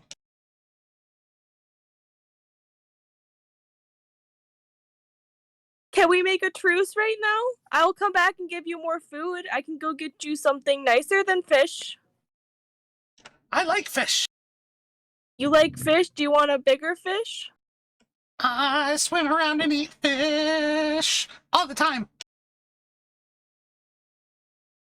Do you have a name?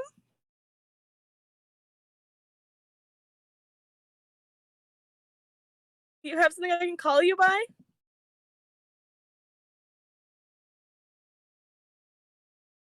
Just seems to be looking around.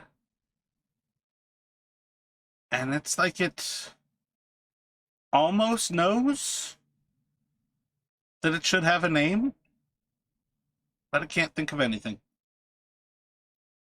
It seems almost like stunned to be thinking about what its name would be. Can I call you Ray? Ray! That's my name!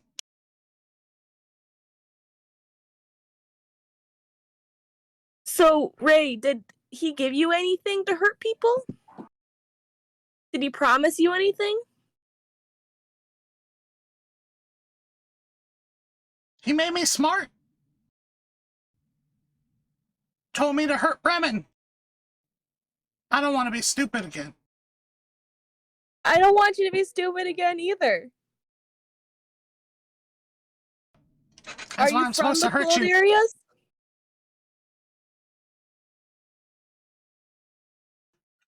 I've lived here my whole life.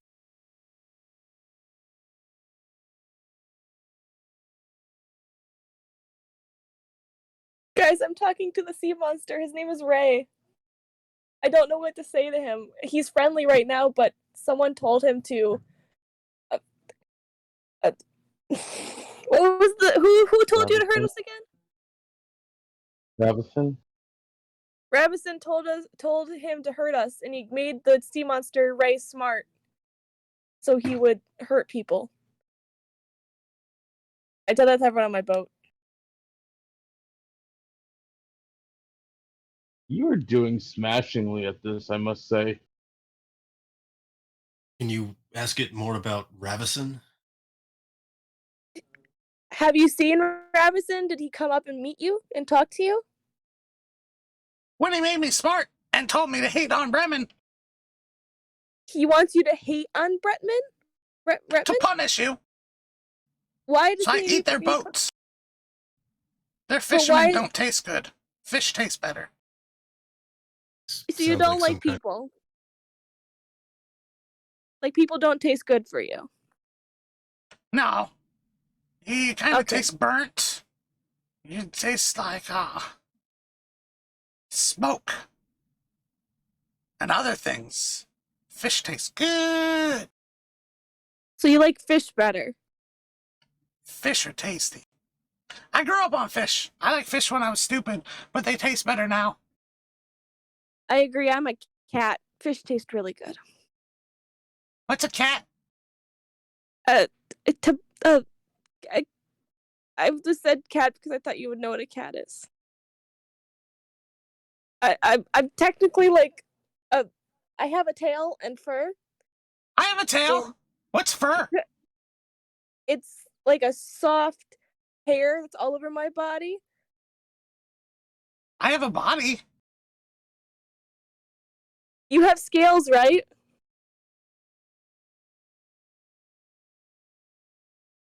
Where's scales?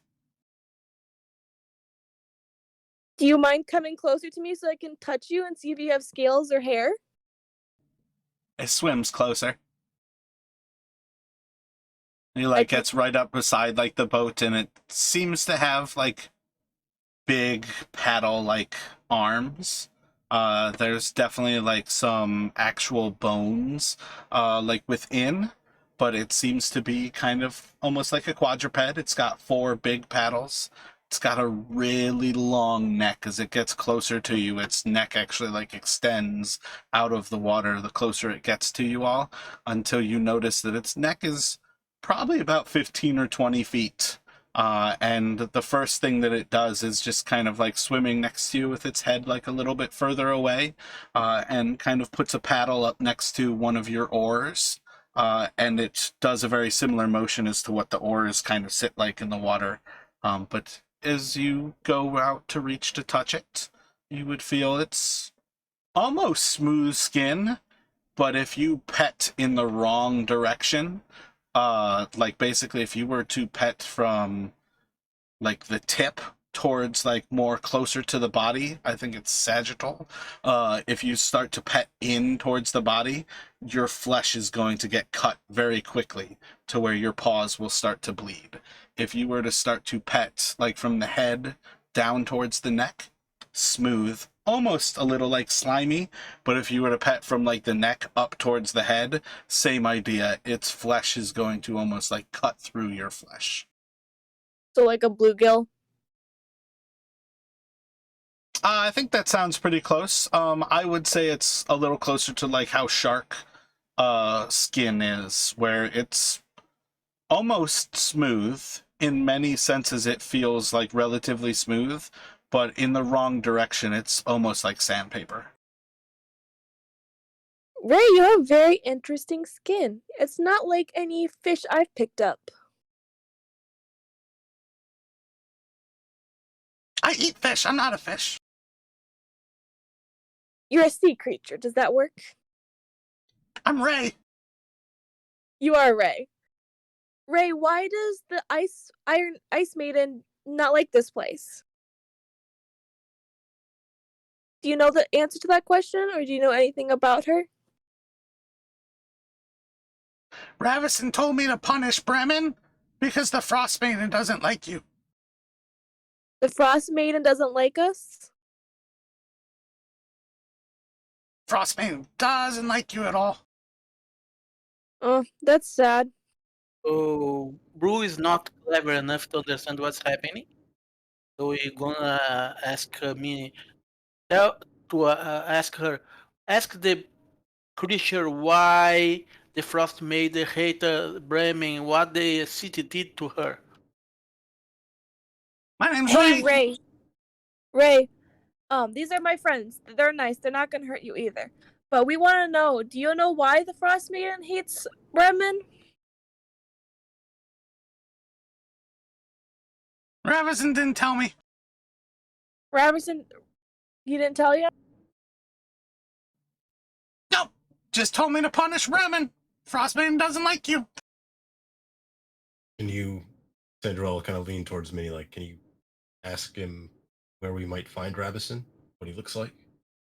Do you know what Raverson looks like, or where we might find him? It's gonna like pause for a moment as he looks at each of you.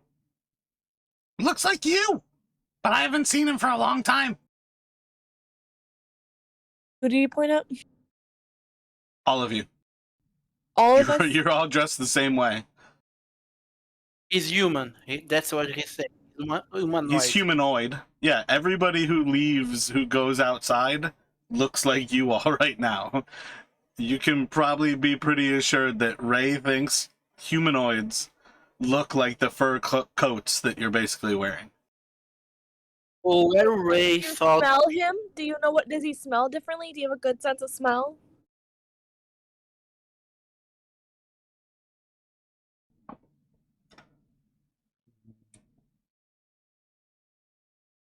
He doesn't smell like fish. talking, but he's not that clever. He's smart. He's talking. Yes, but he doesn't. What's not fish? He is. He doesn't know how to describe. He knows fish all his life. All he did was eat fish. He doesn't know anything else. Hey, where do you live? So we know not to go near it. So you can have a private space. Where do you stay overnight? This lake is my home. I live here. You don't have like a rock shelter or like anywhere underwater where you stay? I stay underwater. Most of my life I live underwater. Has anyone tried talking to you? Ravison told me to punish Bremen for the Frost Maiden. So I'm the second person to talk to you. See it like tilt its head for a few moments. What's your name? I'm Minnie. Although I'm like 7 feet tall, so that doesn't really make sense. Minnie talked to me after Ravison. Do you know if we can give you anything so you don't attack Brandon for a little bit? I don't want to be stupid again. I'm not gonna make you stupid again, but I could, we could. I have to listen to Ravison. Well, what if you didn't? What did he say? You take away your smartness if you disobeyed him? Because if you did, we can protect you from him. If he can make me smart, he can make me stupid again. Mara, can I do an Arcana check to try and see if I might recognize if there's a potential spell or effect that would explain what's going on with Ravison and Ray? You can do an Arcana, and while you do that, Minnie, roll a Persuasion for me. Look, Can I guide her? What was the question there?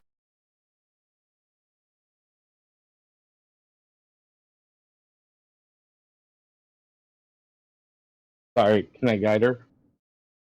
I don't think there's any reason to expect that she is about to say what she says, where you would be able to cast guidance in time.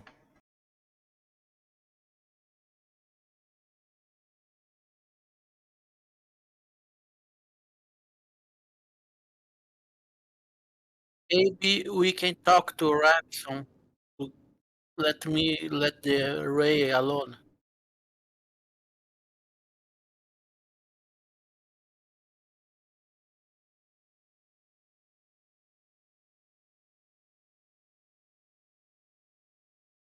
I got a 12 on my persuasion.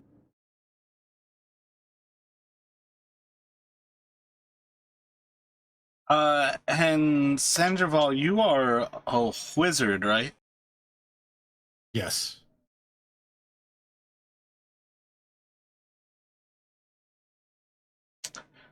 I think you would be relatively certain that this certainly is a magical spells effect.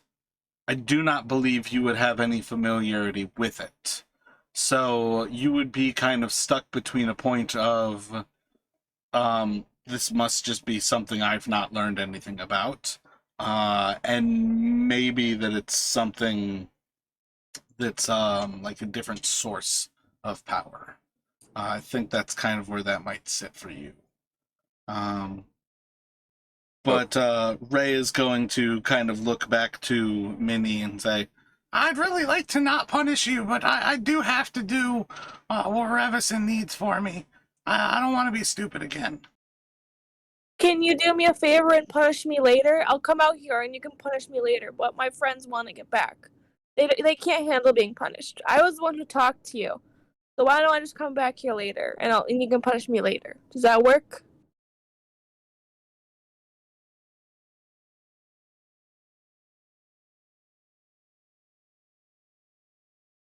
Do you think I can ask a question from the Ray? I mean, I when don't you've think- spoken, it's responded to you. When you said the creature, it told you its name. Oh, Ray, can you tell us where we can find your Robinson so he doesn't make you stupid again? Above the water, but I haven't seen him. Where above the water? Can you show us? Roll an intelligence for me. Nice. I -1. Let's go.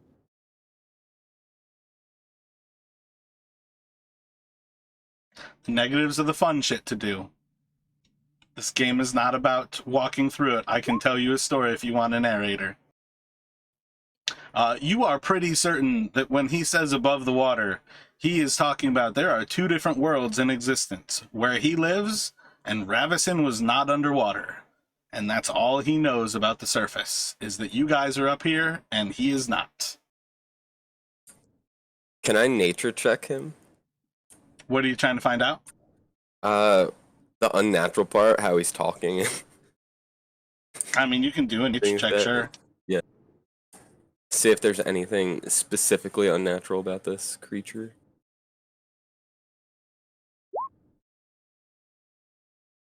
Nice. You are pretty sure that this is a plesiosaurus, and they do not speak.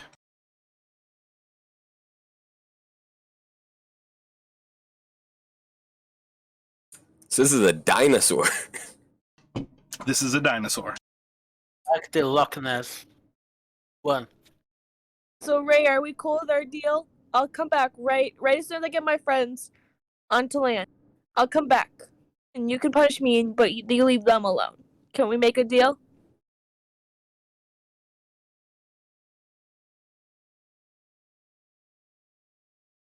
Maybe you could ask them, and I'll put my hand on her as I do this, that we'll come back, and then when we come back, Ray can actually lead us to Ravison. How about that? Ravison's on land. He can't get on land. Well, Yeah, I mean, my point was the to closest share. parts of My point was to share, like, this creature spoke about seeing Ravison when he was told to punish Bremen for the Frost Maiden. And that was the one and only time he has only seen Ravison. Like, you guys are It- thinking of this creature as if it is Ravison's friend. This is the first clue that perhaps there is somebody who is punishing this area by making intelligent creatures and telling them to attack towns. Yeah, I'm thinking more that this creature did speak with Ravison at one point. And so, I mean, unless I don't know if that happened on the water or not. So that's kind of what I'm trying to determine if it could lead us to where it had spoken to him. It's obviously going to stay probably in the water, but was it at the shore? You know, was it on a boat?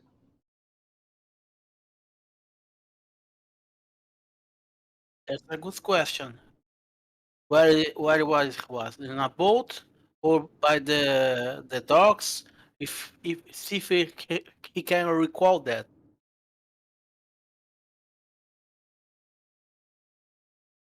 Can you, Ray, do you know if he was on a boat or was he on like a piece of ice or was he on the docks?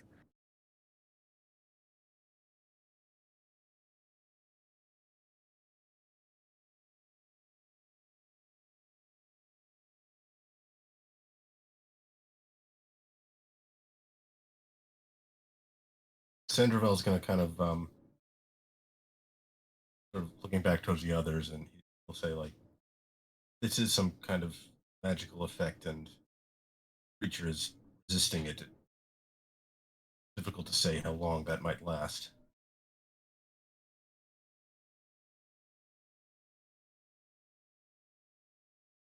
Oh, I'm trying to come up with a response for you all that does not throw you all in the wrong direction. Because I'm already trying to avoid you guys going in the wrong direction from this. Because you've done a great job with this encounter, but you have pretty much all that you can gain from this. And this creature... If I'm gonna say, if Ray, if you don't know, you just say I don't know.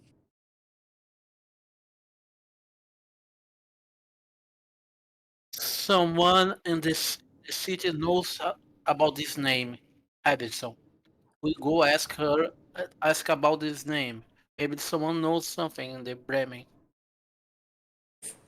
I think you're onto something there. It's just a poor animal. Yeah, he doesn't know about the world outside the sea. How you know anything else?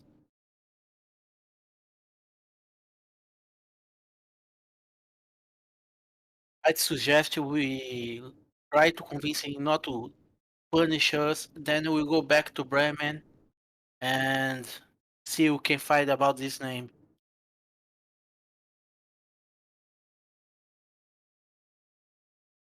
Yeah, I think its only other response is going to be, again, to follow up with... Ravison was above the surface.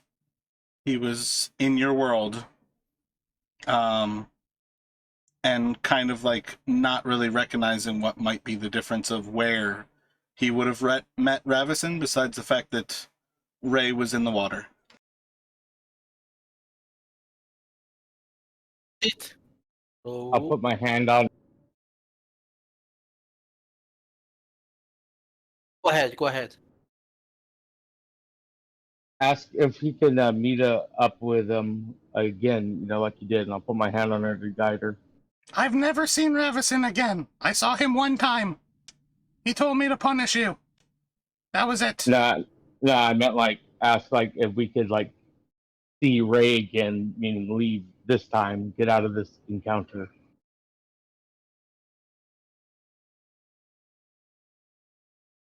If he let us go, we can come back and talk more with him. He wants to talk, so we go back. Then we promise to go return.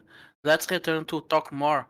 He likes Minnie, so let's try to make some kind of deal that we come back later so we can talk more with Minnie. What do you think? I was trying to do that. Yeah, and I'm I trying like the to idea. guide her. I like the idea. Let's try to do that. Ray, have you ever tried cooked fish?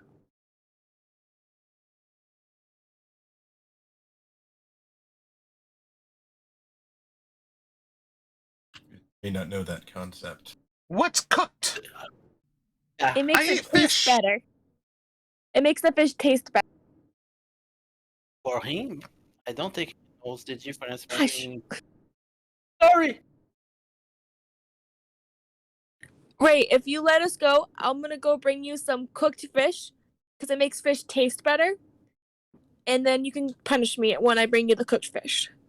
Can we make a deal like that? He swims away. I would leave now, guys. Let's get out of here now. We start zooming Bye, towards Ray. the I hope to see shore. you again. Go row the boat. So yeah, your first like hour kind of rowing is pretty easy as you get close back to the ice floes. Let me have Valen and Minnie do, what was it? I think the wisdom checks. And Minnie, you can add your proficiency to that. Nice. You want me to just do all three now since we kind of know what's happening? It depends whether they will come up with any other environmental effects at present. But let's see. Minnie, on that first one, you are going to bash into some ice, taking some more damage to your boat. You can do the second roll now, Valen. Look.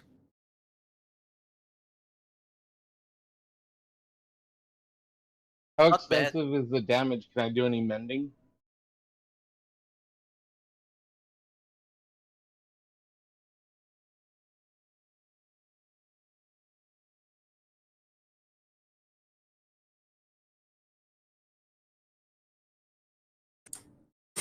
When you talk about mending, I asked you couldn't have mended the boat before we took off. Yeah, why not? The boat has a big bite on it. I'm not a carpenter, man. I can't fix everything. Okay. Too big. Nothing right now is necessarily visible above the boat. The damage that's really happening to it at this point is very superficial, and it's more or less from scraping ice than that anything has done like severe amounts of damage to it.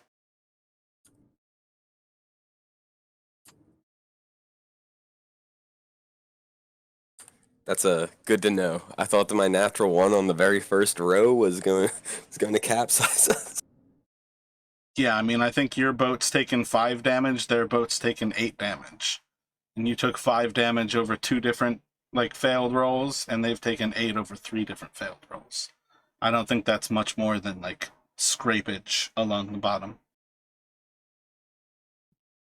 Another set of wisdom checks as you all finish, like, rowing up to the edge of the ice there. Oh no.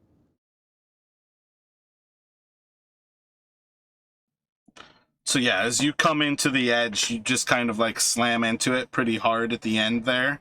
Not really seeing like where the actual ice kind of is still like under the water's edge. Maybe it's just like enough of the tide of this lake, like the little bit of tidal change this high up. But you just kind of bash into the actual wall there, Valen, as you come to, and Minnie is going to drive up real nice and calm next to you all. But yeah, you all are back at the edge of the ice floe. You have, I think, a total of 6 knucklehead trout, and you have at least some information as to what the story is with the beast that has stopped the fishing industry in Bremen.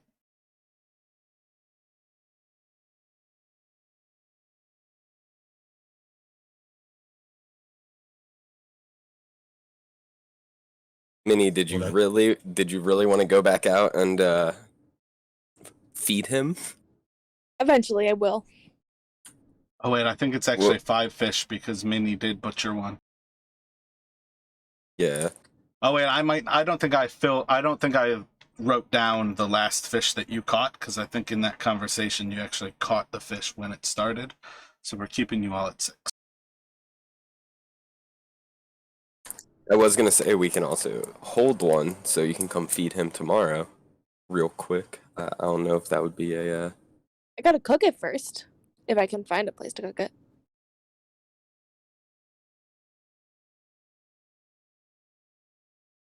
So are you all effectively heading back towards the docks? You're still like out at the water's edge. Yeah. heading back. Yeah. This is walk and talk. Yeah, so shortly after you all make it back to the docks themselves, it's not long before you actually see Grinst kind of running out and looking over everything, and seems pretty excited to see that you all have returned, and notices the catch and just not as stoked to see only 6 knucklehead trout, but he is excited to see you all. And oh, excellent! Short day's work. Caught a little bit of fish. Well done, well done. We met the sea monster. His name is Ray. It has a name? Yes. Wait, there's no sea monster. It's perfectly safe to fish right now. Look, old man, we saw what you saw. We saw it was some kind of fish. It was a plesiosaur. Done. Thank A you. friggin' dinosaur was out there, man. Clearly the cold's gotten to you all. You must be ill. It's I'm not drunk. very, very, very sad to hear that you've gone ill.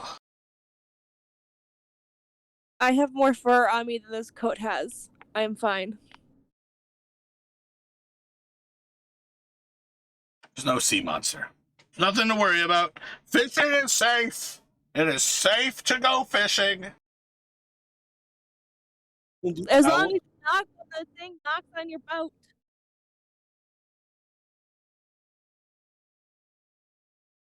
Many superstitious people have said, knock on wood, that's all it takes. It's a very silly thing to say. That's not how life works. Give me the money and I'll give you the fish.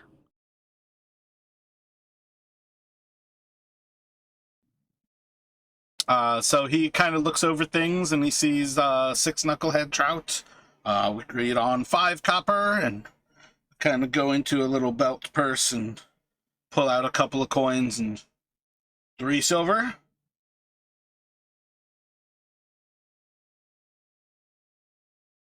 Pleasure doing business with you, sir.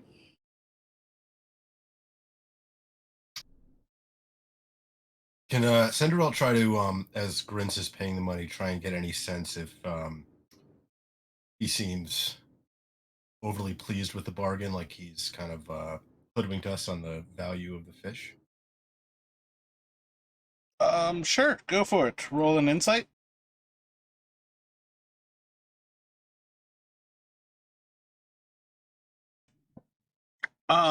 He's probably making out on the fish, but whether he's overly pleased, I would say no.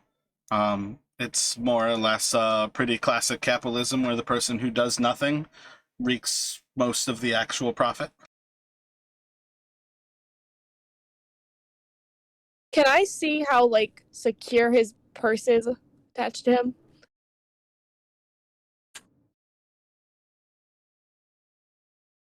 By can I see how secure his purse is attached to him? What are you trying to do? Maybe do a little bit of sleight of hand and try sneaking a couple more coins out of his purse. Can I insight check this action? Roll a sleight of hand.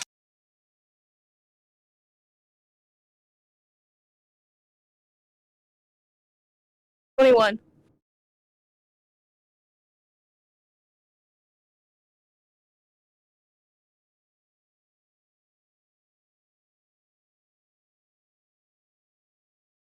You can snag up 6 coins from his purse. 6 more silver. I'm gonna start walking back to where the guard said that we could sleep with the dude in the place. I don't remember. I'm going to walk up to Minnie and try and keep it on the down low. Like, kind might not be welcomed here. I wouldn't try that too often. Because I know she just joined us and does not understand the racism of this northern world.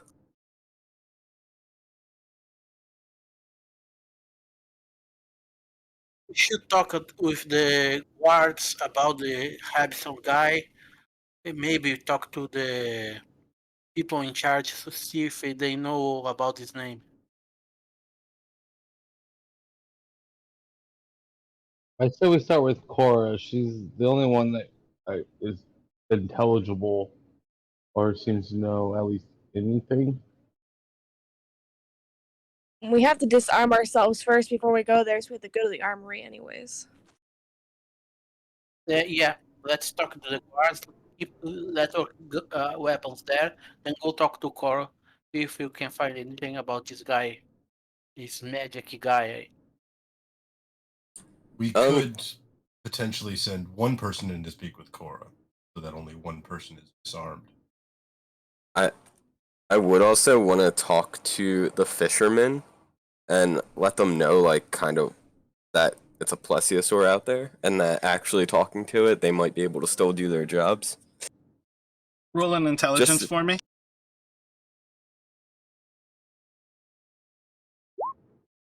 Never mind. That's a I'm genius stupid. idea.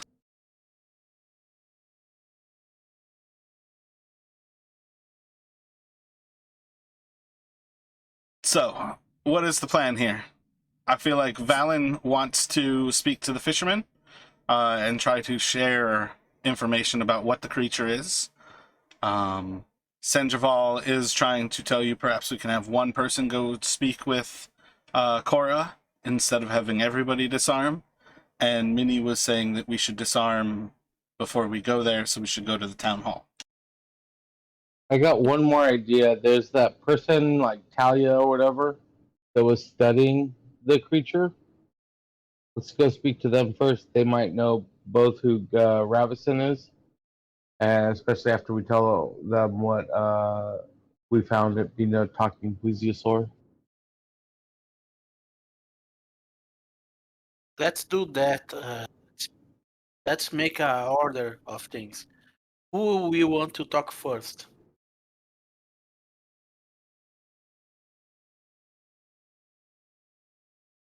Well, we could do Speaking of- guards first because we're here, or but we'll eventually have to return our weapons before we talk to Cora. So since it's getting close towards the end of the night, let's go talk to Talia first.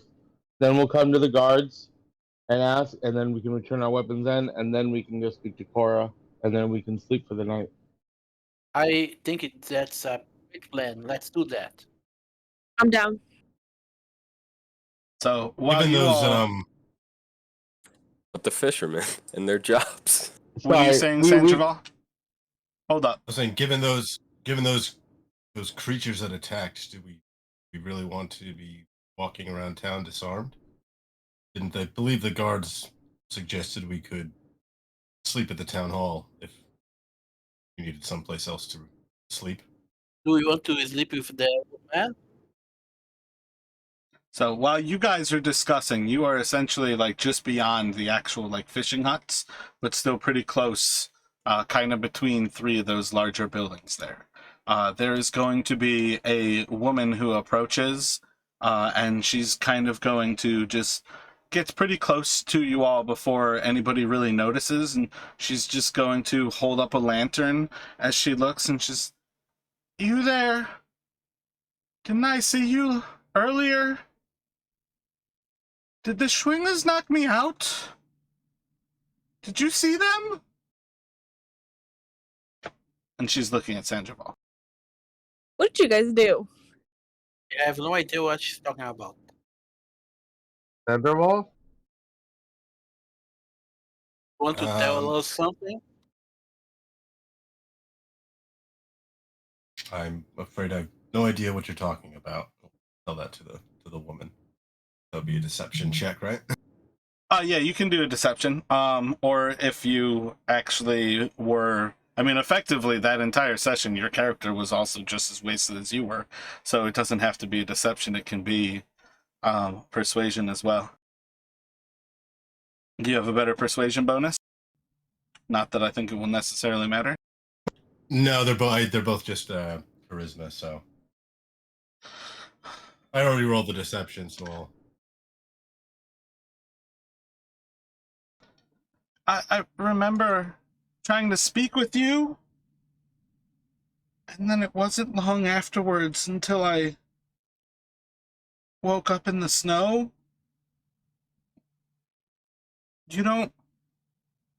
You didn't do something? I thought you were casting a spell. Did you see any Tringas?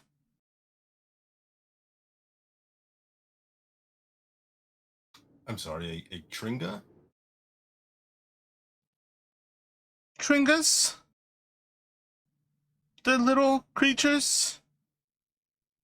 Cute little, like, porcelain face? She's gonna, like, lean over, almost touching the ground, with her hand, like, kind of like shin off of the ground, shin high off of the ground. She's very small. You won't see them often. Did you do something to me?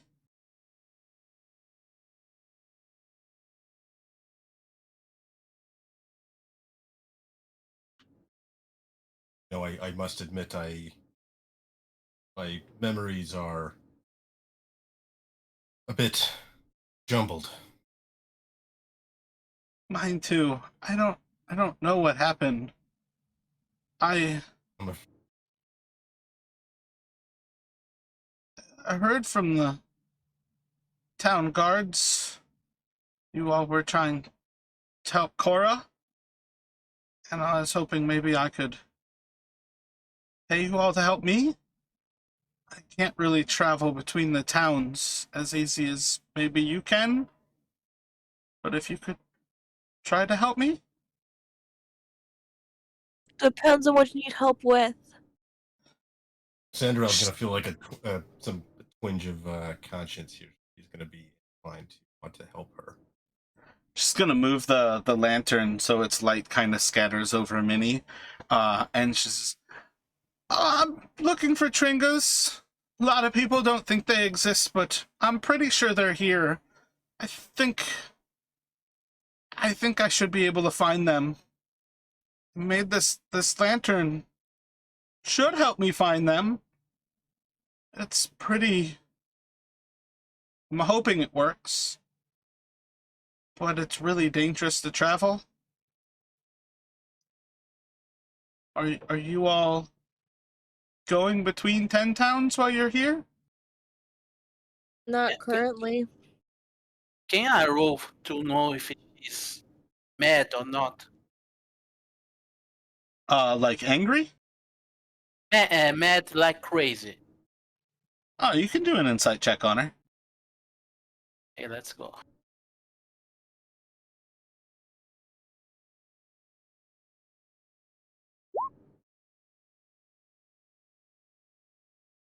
She seems a little bit off.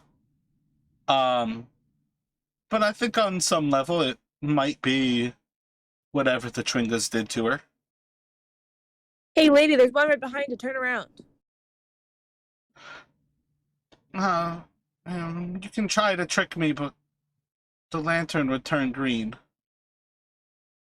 You know Let me magic? ask,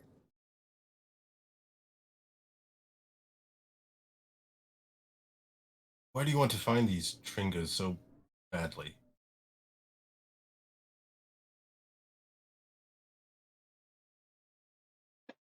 They're just, they're misunderstood.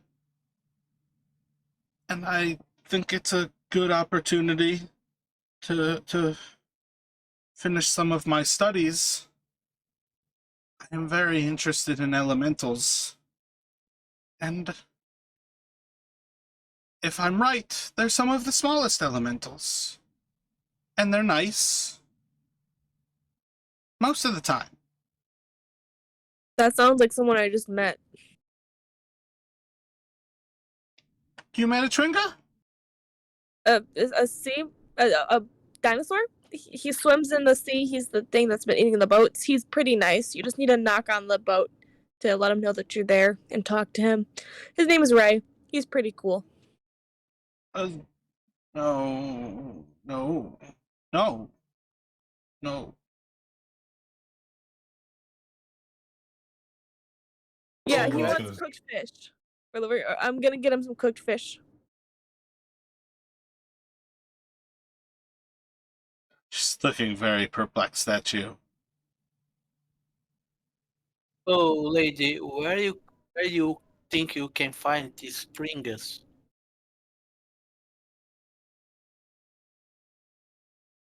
Well, I thought I could find them here, The city? and I think I'm going to have to go into Bryn Shadar.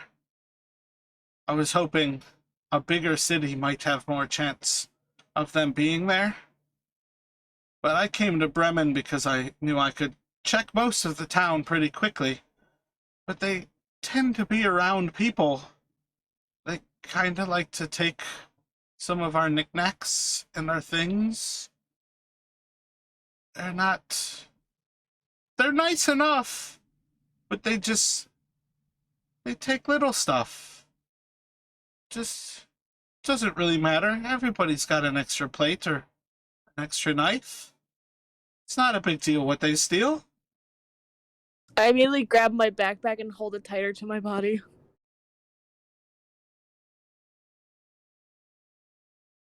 I don't have much, but Lynn told me that I shouldn't go into Bryn Shadar before the new moon, so I didn't really want to travel any further than I had to. But I can give 25 gold if you're able to find them for me. I just need one. It doesn't have to be hurt or anything. You can to bring one to me.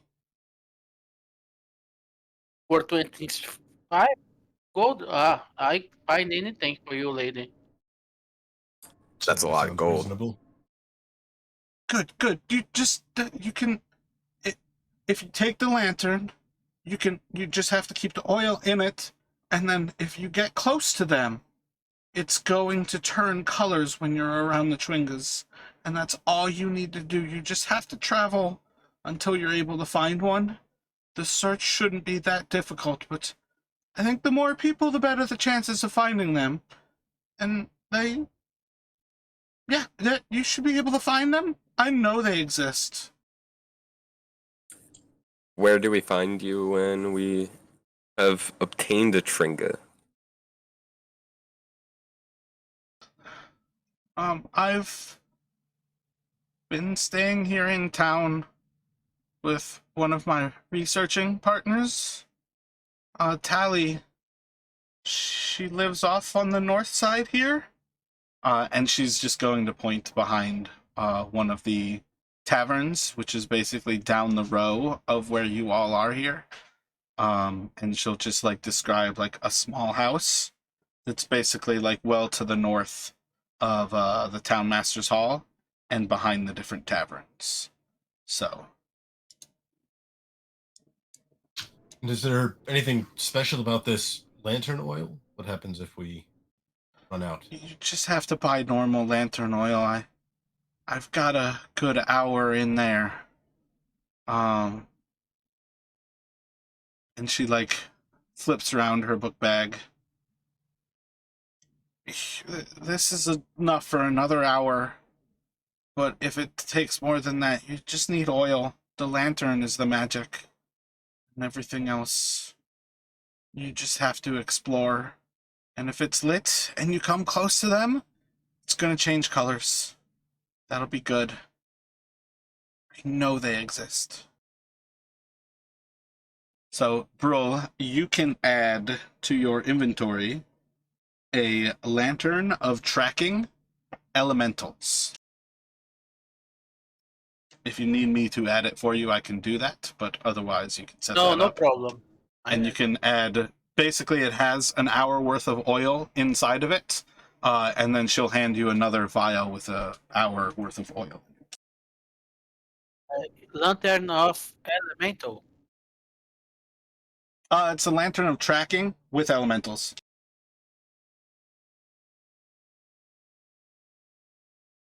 I can find it is magical.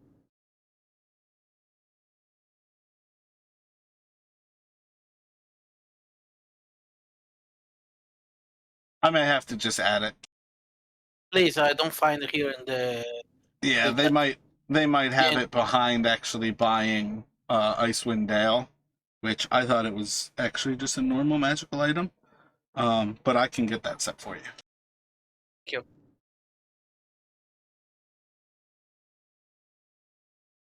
So with the lantern, we you go change you change colors. Then how you capture a Tringa? Oh, I've never seen one, so I don't really know. Do you But I'm want to confident you can do it. dead or alive? Because I can always fire arrow at. Please don't hurt it. Please don't hurt it. Don't hurt them. Okay, maybe you can cage it. I don't know. I never see it do. Based on your experience, like do they seem to like taking particular types of items? Small things that they can pick up. Single socks when you go to wash them and do your laundry. That's bad. That for them. Only use one kind of sock.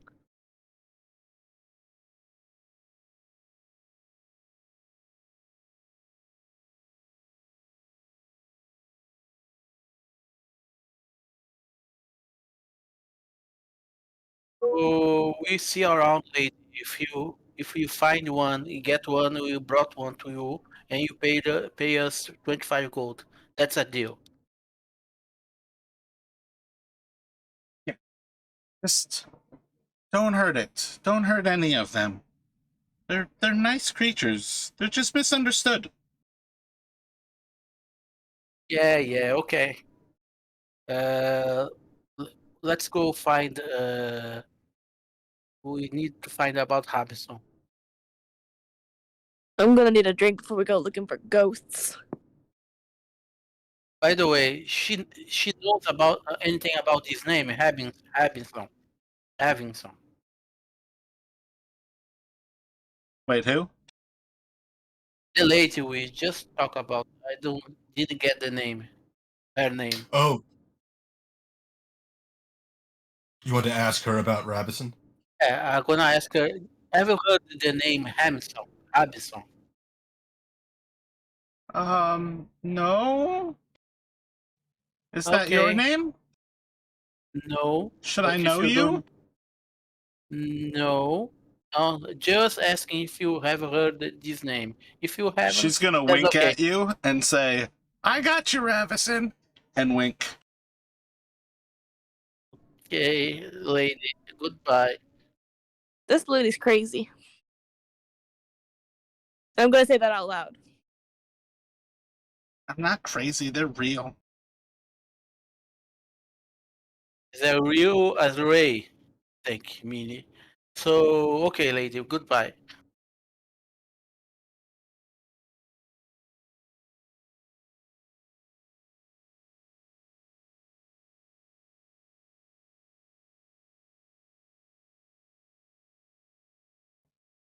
Um, Sorry, go ahead, Mara. No, I was just trying to reset you all. You were sitting there discussing where you were going next, and you were trying to plot and plan where you all were going to head to. Thought we had a plan. We wanna talk to some people, get our weapons returned, then talk to Cora. That what the idea.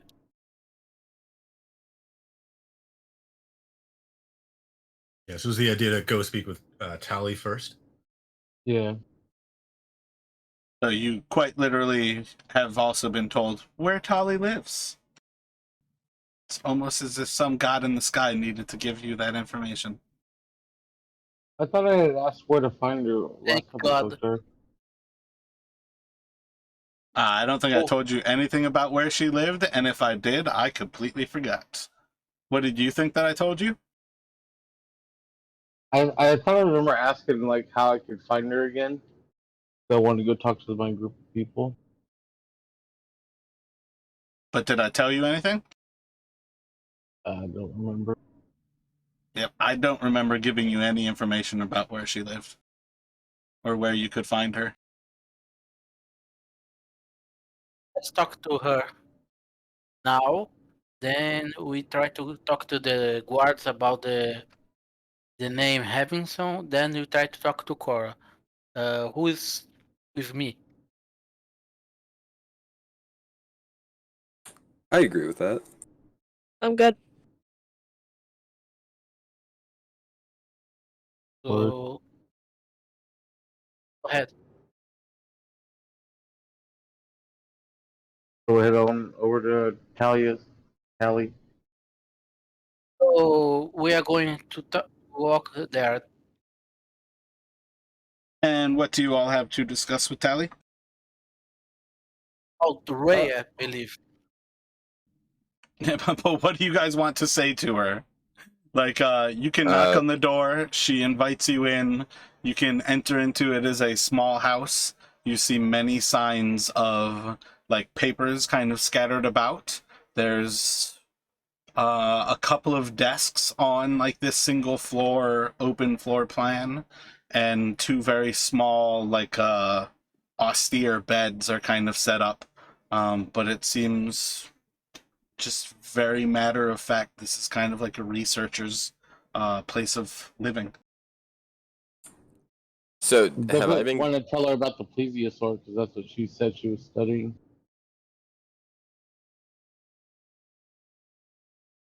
Yeah, we talk about the encounter we had with Ray, what kind of creature was, and I then we want ask. you all to actually say what you are saying in character, though. That's what I'm trying to get from you.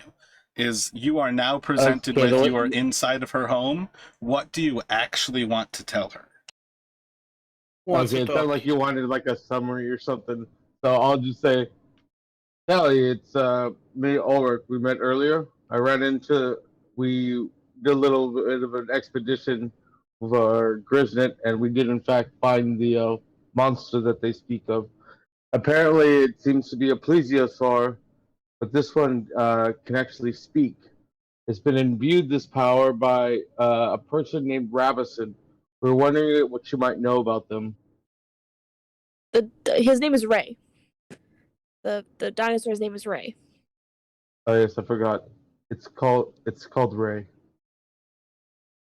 Yes, I believe Rabison may have cast some sort of spell on this creature.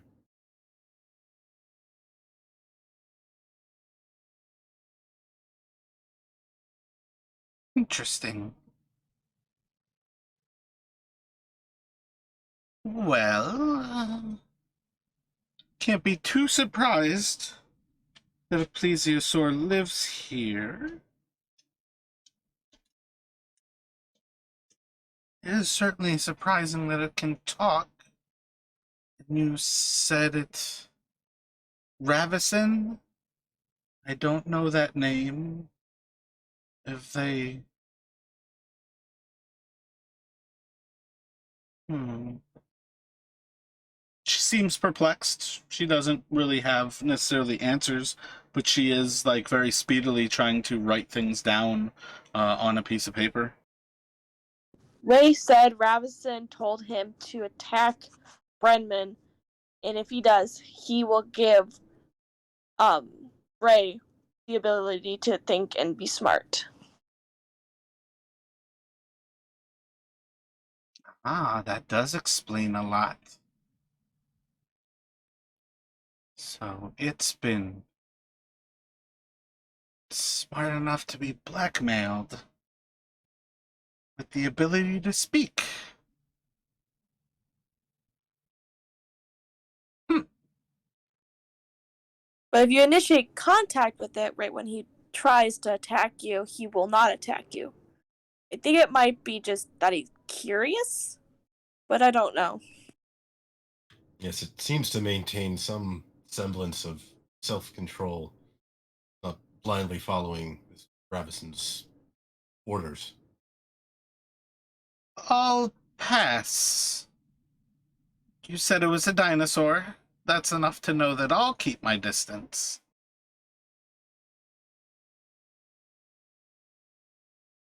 I still have to go out there again.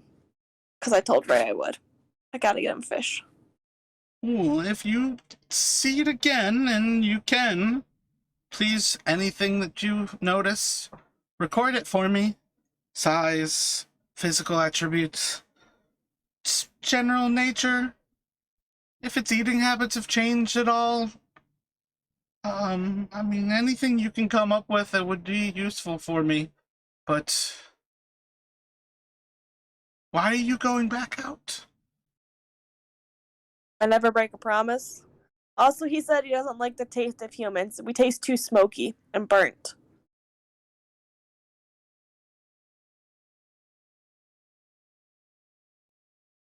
Well, that's a good sign that it still eats fish.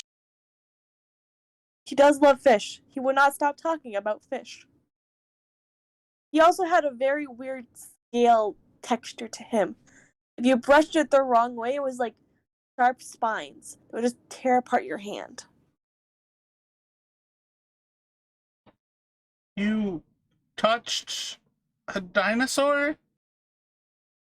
Yeah, doesn't everyone do that? Do you know how dangerous that creature is? It's a dinosaur. What's he gonna do? Eat you in one bite? I mean, he had a long neck, but his face wasn't that big.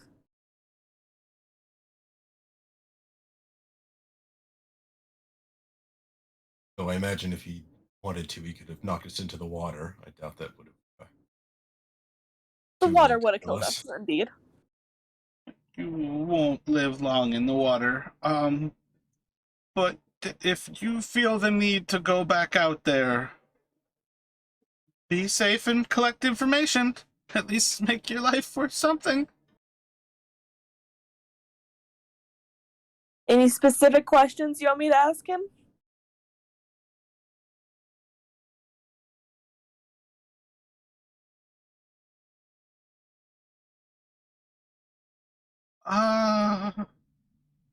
I think you've answered most of what I needed to know. I'm just writing a children's book. What? Yeah, I thought A Sea Monster was a really great story for a children's book. The moral of the story is don't walk next to the edge of the water or you might get eaten by a monster and torn into two. Why don't you make it a little bit more nicer? Say that the water will kill you, but the dinosaur won't. Uh, the lesson that I want to come across for the children is if you leave your house, you're gonna die. So I think it needs to remain a pretty evil monster. And the dinosaur works. It's rather grim. It's Icewind Dale. Kids need to learn, though. They can't be locked inside all the time. And if they go outside, they'll freeze to death within minutes. Yeah. Or get Get a killed by coat. orcs who are marauding from the spine of the world. Sometimes even Goliaths. Well, I Or just the come down here. fucking Duragar. This town is messed up. Duragar, you say? What is Yeah, a I was gonna Duragar? use them. Evil dwarfs.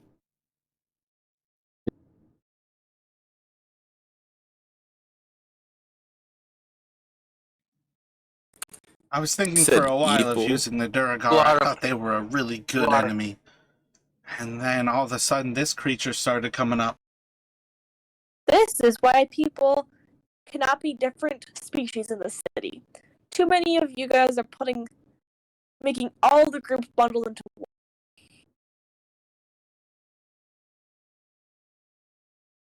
So you don't know anything about the dinosaur. You don't know anything about the Robson name. You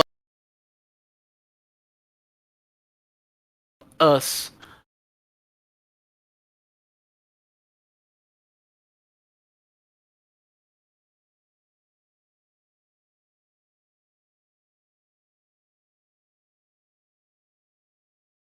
Do you know anything about the Tringa?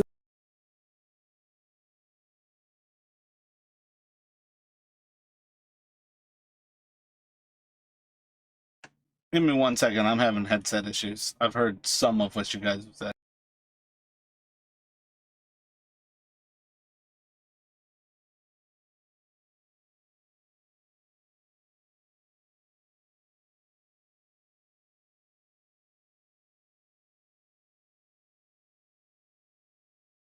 Oh, you meant Danica?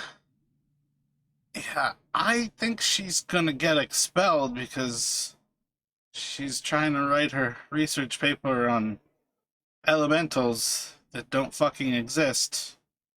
But she does good magic if she could just figure out what the fuck she was doing it for.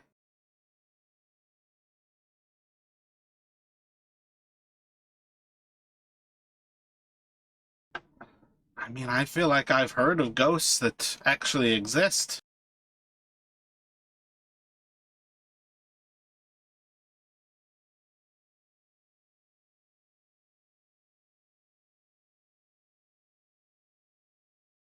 Oh yeah, definitely not. Talking dinosaur is absurd.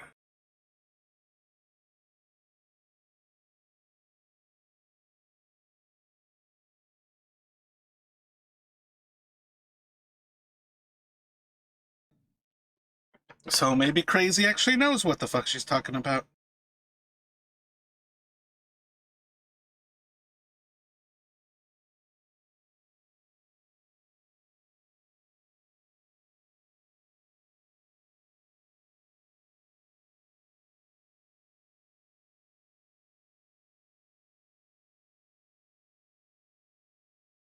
She's gonna hold up a drawing of a kid being dismembered in two by like a velociraptor looking sea creature.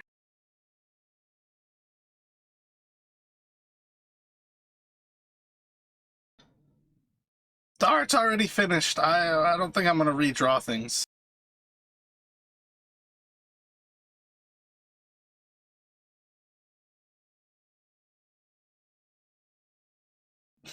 Vitamin D!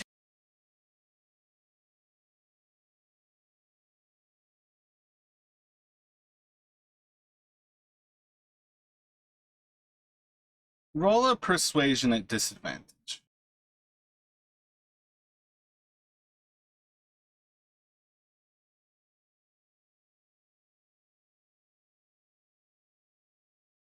Um,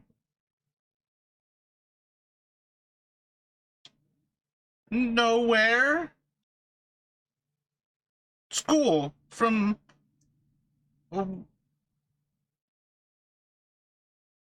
We never talked about this. Bye.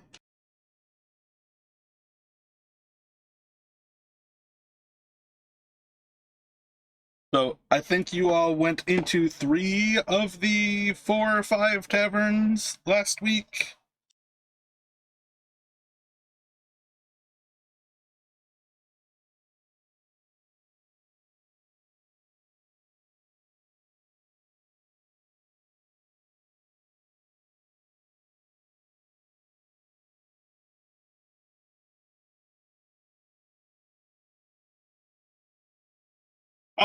I would say effectively you all arrived probably the same time as them. You just didn't join them right away.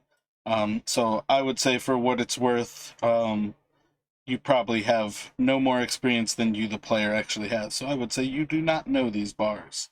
But yeah, so the even keel that you go to, we're gonna say that is the southern one of the two that kind of make that western arc where they're kind of like overlaid on top of each other there. And you can head on into the even keel where you see a large ship's keel kind of like juts out over the bar, and you guys can take a seat in the bar.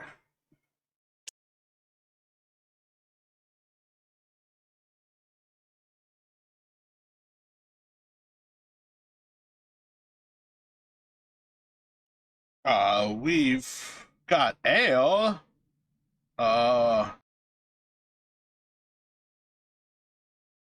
Uh,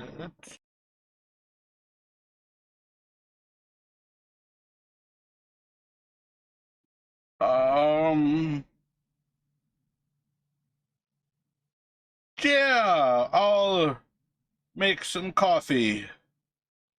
Uh, you see as he kind of panics for a little bit there.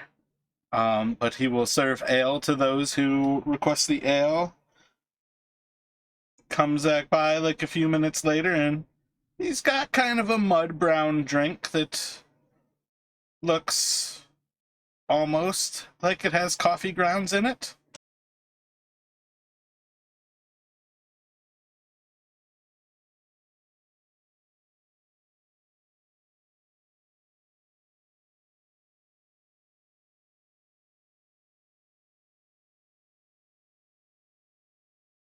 I don't have any mulled wines, but we've got some good mead ale.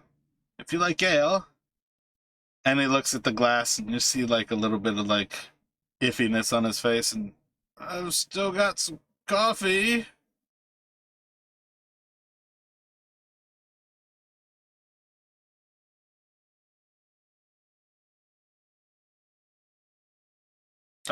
What are you trying to find out? Because I think I'm pretty clear that he is not on the level.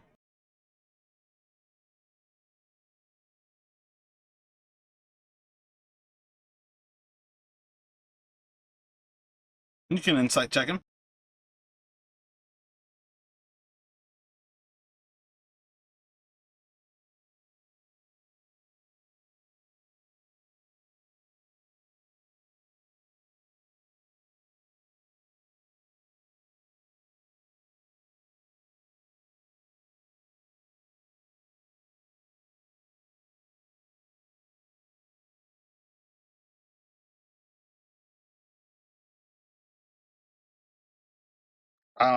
He doesn't seem to be like doing anything that would harm him. He just doesn't have coffee. But it's pretty clear that whatever it is, he's hoping it satisfies the person who ordered its needs. But it's very clear that it's not coffee.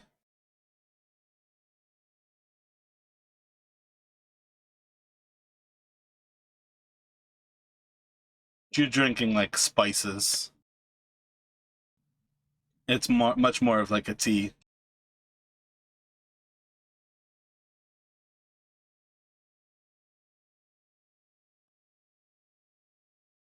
Your mic has cut out, bro.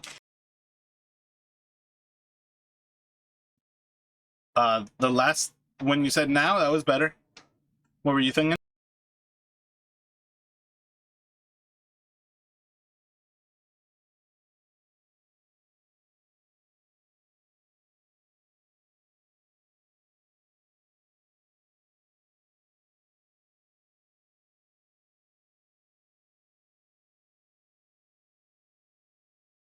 If that's not okay, I've got mead. It's a good ale, good mead, good mead ale.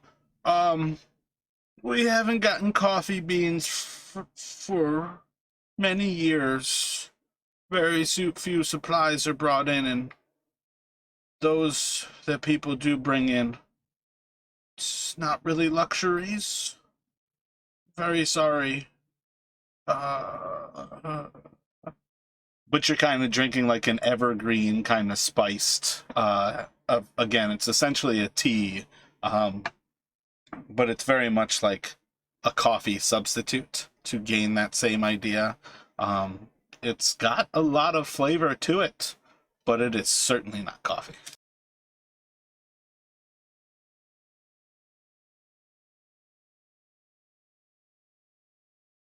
So he'll return with. My bad. What were you thinking, Sam?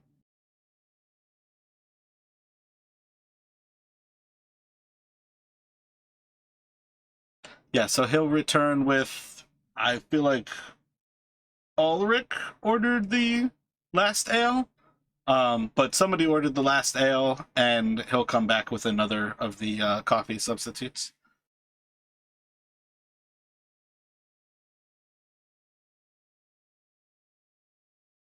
Um,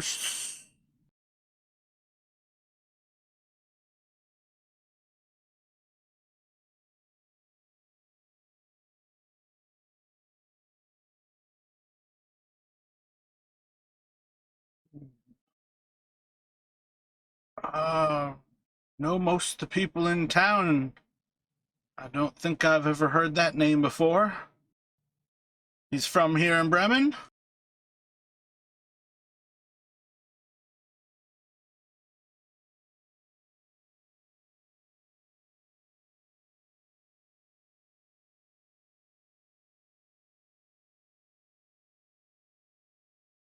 Are you taking the hood off of your head then?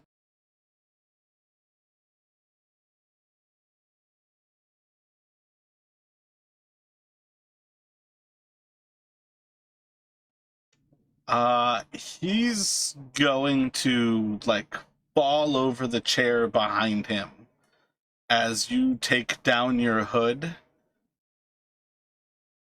Oh, what are you? What?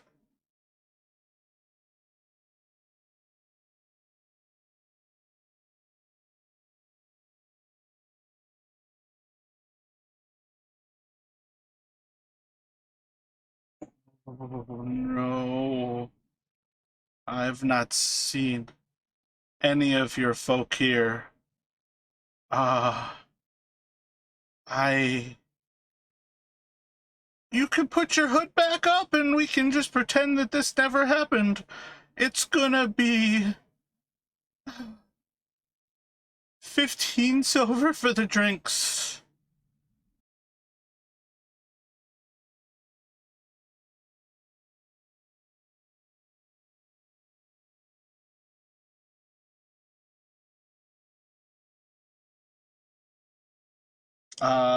Let's see.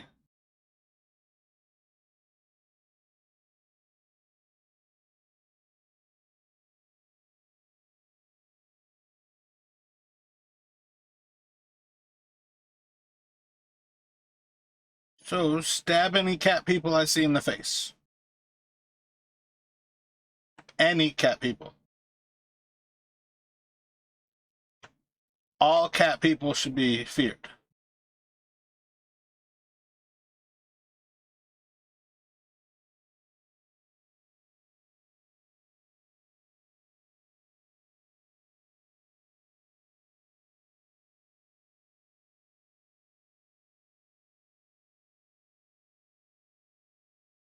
You can roll a persuasion. Are they searching for you? Are we in danger because you're here?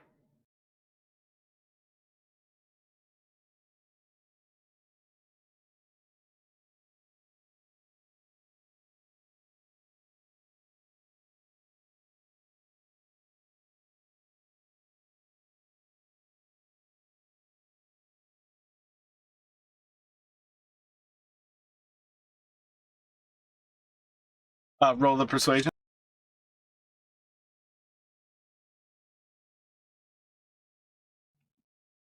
Oh, okay.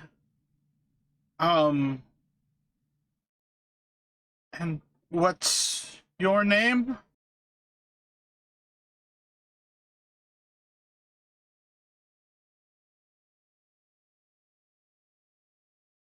And how should I find you, or are you just gonna start coming here regularly with somebody who needs to murder you on your tail? Trail, not on your trail.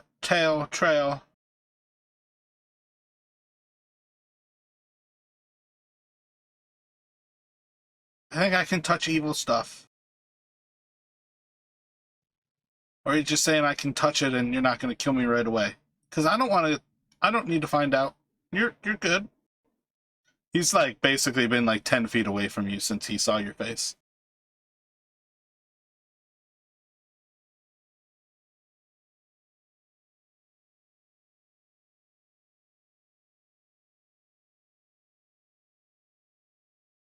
Excellent. Good. Um,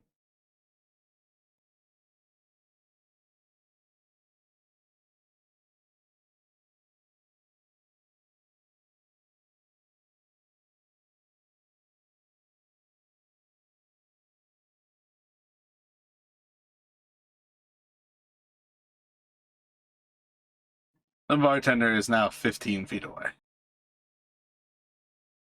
He's like backing away, and he's doing a pretty good job backing away, but he's still bumping into chairs, tables, just not falling over the same way.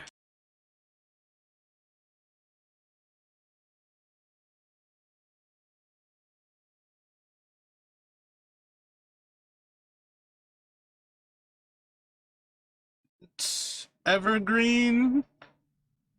I like shorter needles, mulberries, and then I like to burn some of the mulberries to give it the color and a little bit of the caramel flavors that you want from a coffee.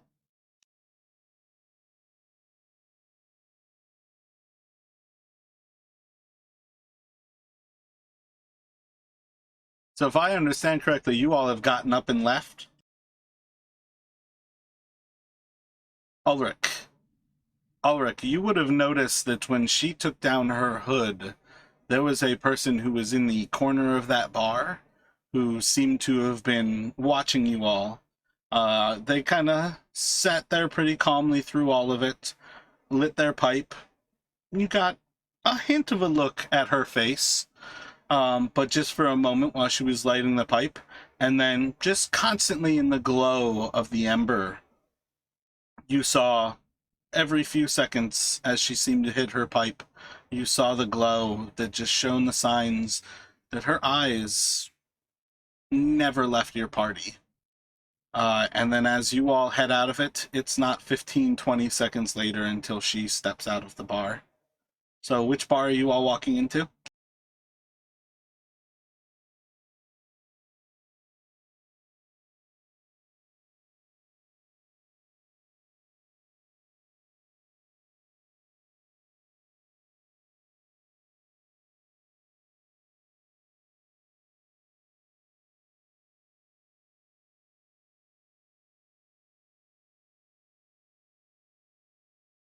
All right, the river... Wait, the Grumpy Moose is kind of like straight across. It's the one that's like north central of the top three.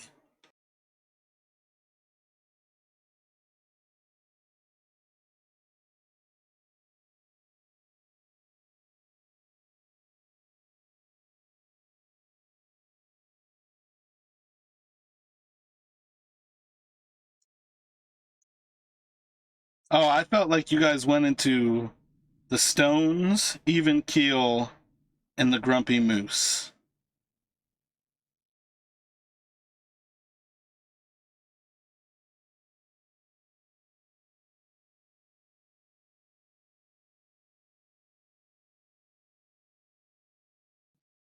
Sweet, sweet writing skills.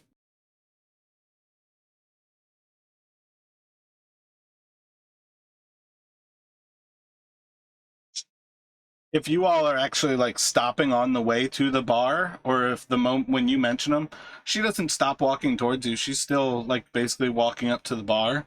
So like if Ulrich was the last one to enter, she would be walking up to the door about while you're going through it.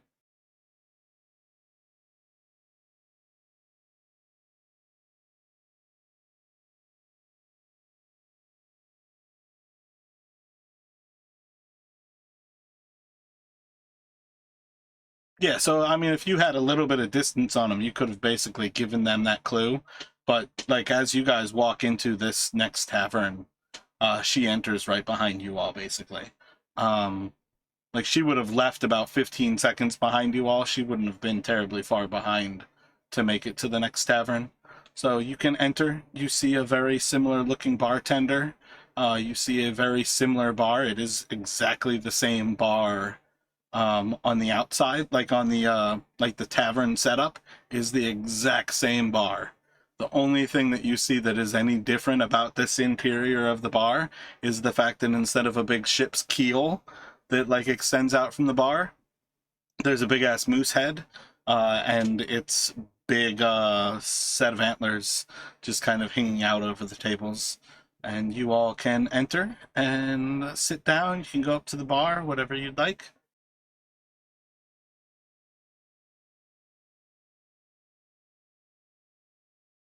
There's always like a couple of people in this area. You find pretty quickly in this place that without a fishing industry, there's not really anything for the people of Bremen to do. So most of them spend all of their time just existing.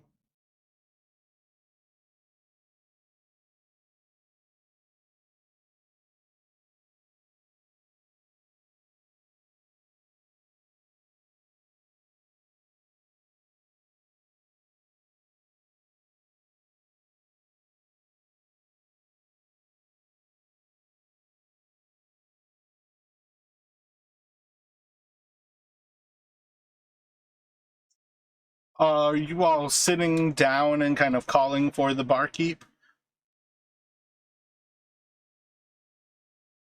So as you guys are kind of like sitting down and just like sort of like raising your hand to get their attention, somebody could be like raising like 6 fingers to show like 6 ale, something of that sort.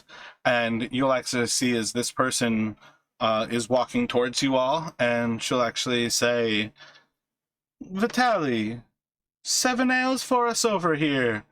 My friends and I have something to discuss.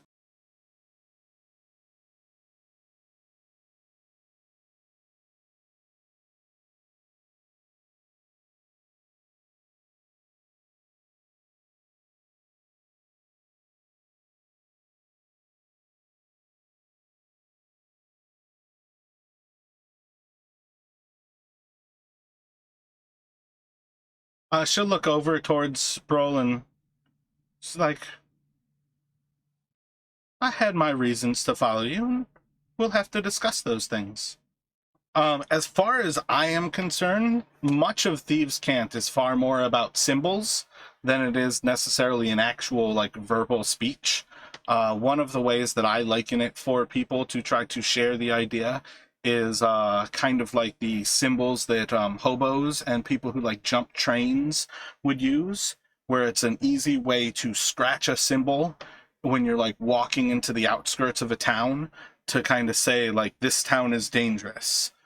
This is a safe town. Or you can scratch like a little symbol on like the corner post of a house that says this person will feed you if you're hungry. So to me, Thieves' Cant is much more like an unwritten language, but you can basically do some Thieves' Cant symboling and you will see that she doesn't even recognize what you are doing. Like, there's no reaction from this person.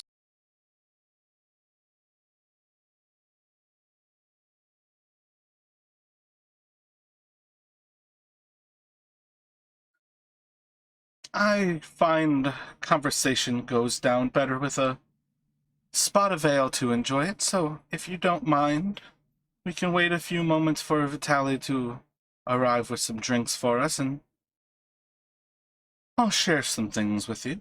But if I may, my name is Lynn.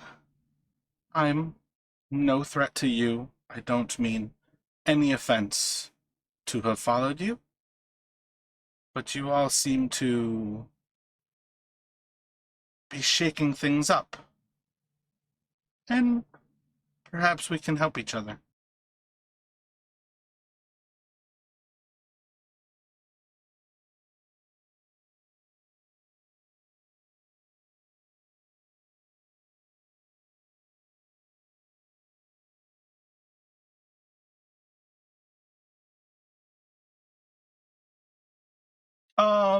So in general, again, I would say most people are huddled up in clothing, and that's like inside and outside where people are bundled up from the cold.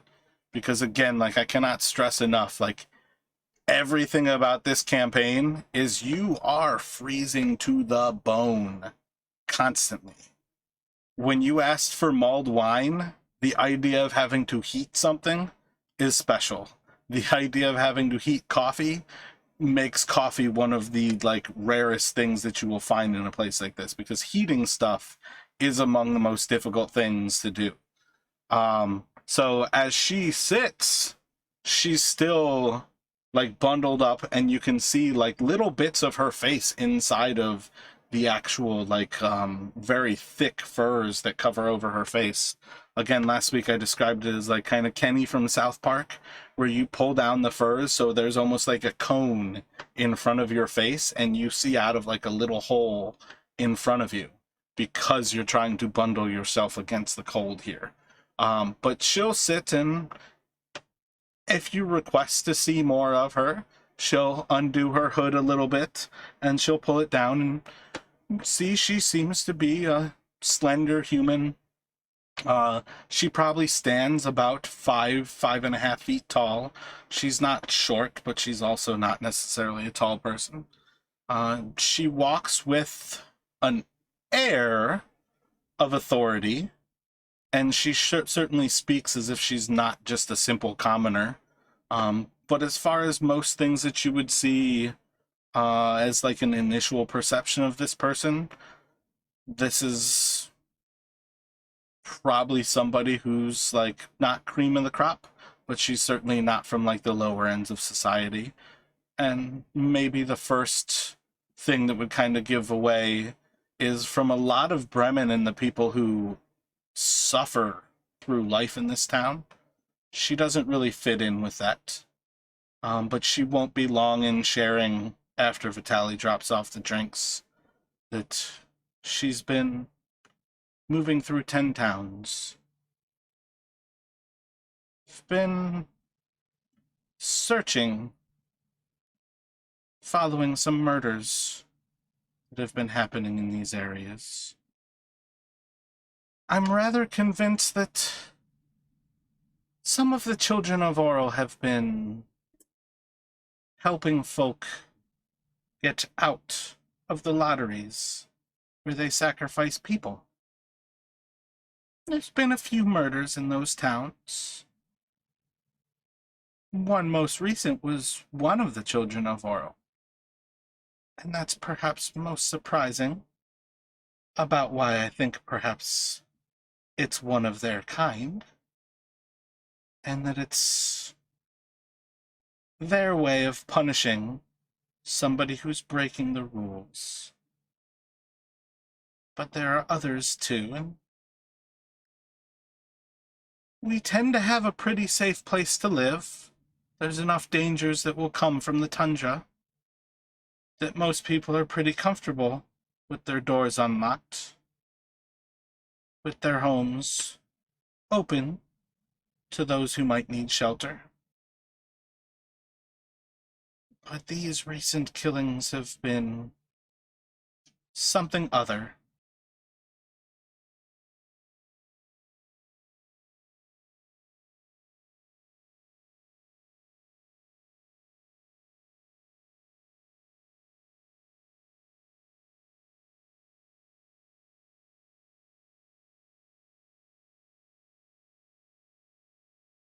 I think I know who's doing it. I was hoping. She's gonna look to the orc. And of course, like, say my day, you don't have to be undressed in the least bit. You guys are starting to be enough known. The initial kind of situation was probably enough that this town is small. Bremen is a small place to live, and much of it is empty at this point. But she'll look to Valen and I was hoping perhaps somebody might be able to remove the person who I am rather certain is guilty of these crimes. And with them taken care of, we might find at least a little bit of a respite from whatever punishment Oral has to dole out. And I was starting to think that they would be on this way. But I think I might be wrong. I think Brol and Ulrich had thoughts there. What were you guys thinking?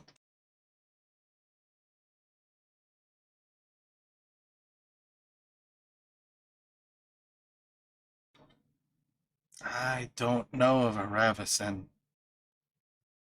Gentlemen, I am rather certain who it is. His name is Sepik.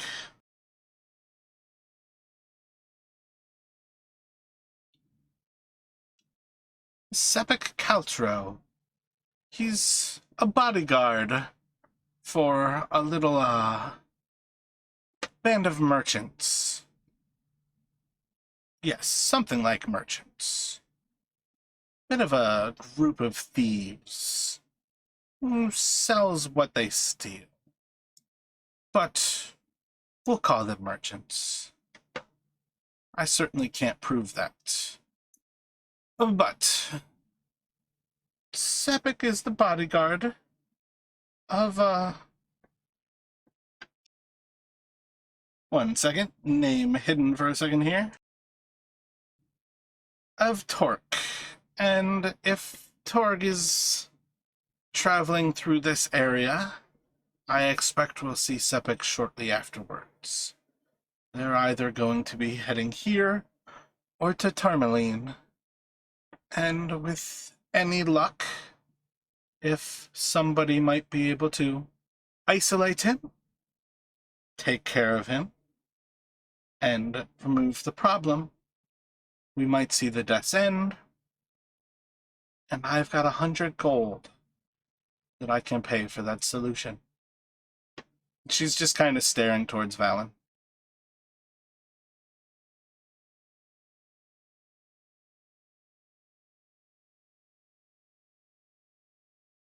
It's not really murder if you're saving lives, is it?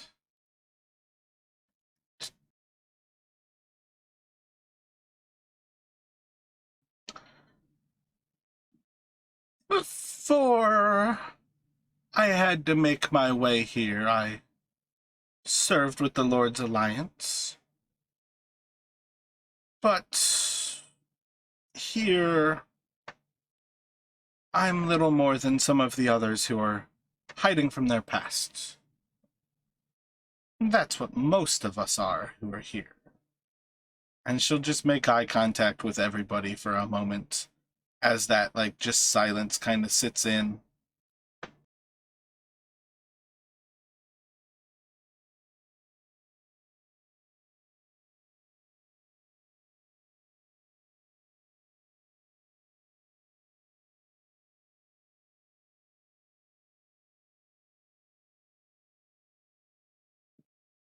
These days, I don't answer to anyone. If I answer to someone, she'll kind of look up. Well, maybe with Arl at her best, I have no one to answer to. Can insight checker. What are you thinking? Telling the truth about... Alright, yep, you can insight checker.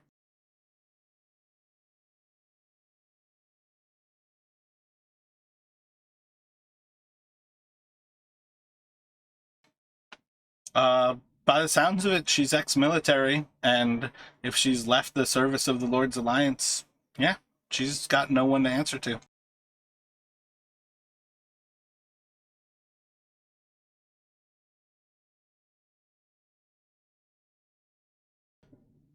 I saw enough. Saw your ears. Vaguely aware of what you are.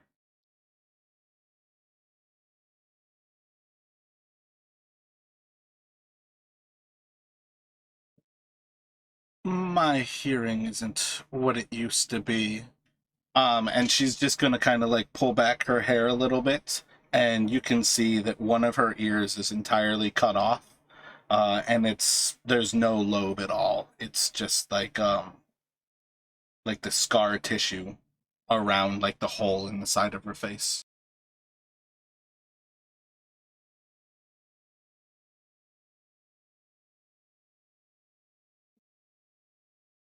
Like I said, we all have run away from something. I might have been too nosy, listening to superiors who didn't want to be listened to. So they made sure I couldn't be listened to again.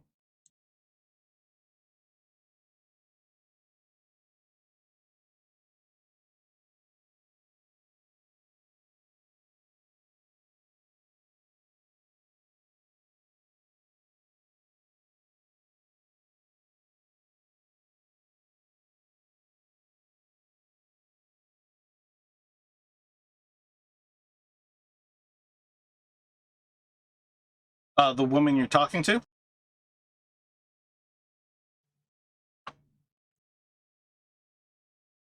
She's not revealed anything that shows like military emblems. If you want to insight check her to see whether she's military, you can certainly roll an insight check.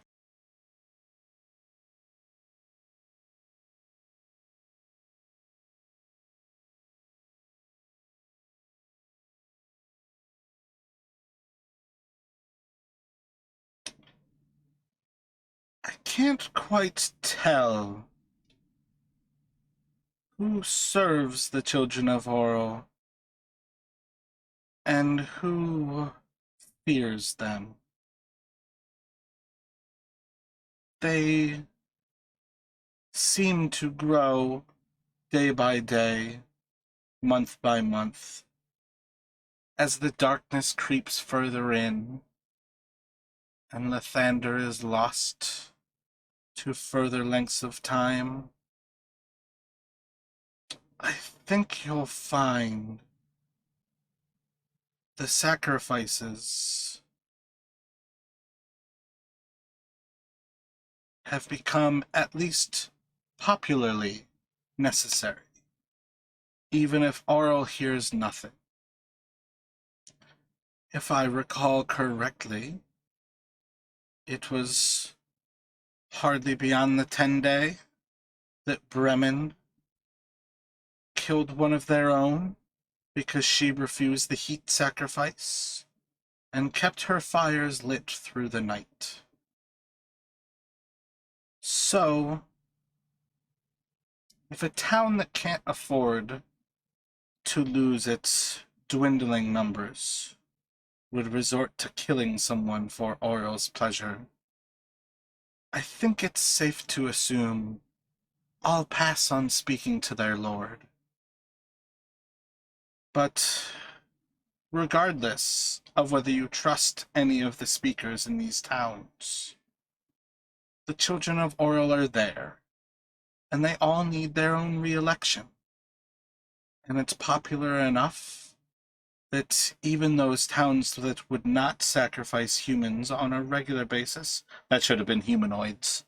I don't know a good solution for a world that generally everybody in my world is human, to reiterate that, but they also understand that there are non-humans out there. So like on some level, like anyone who is or who would sacrifice a humanoid would also kill those who would refuse the sacrifice. And that has come of the towns who would sacrifice food to Oro, sacrificing their own people who refuse, just as much as those who would sacrifice heat to Oro have killed their own who refuse the sacrifice of heat. And that is the influence of the children. For even those who do not believe they can placate the Frost Maiden have come to recognize that they have to decide based on the opinion of the popular group.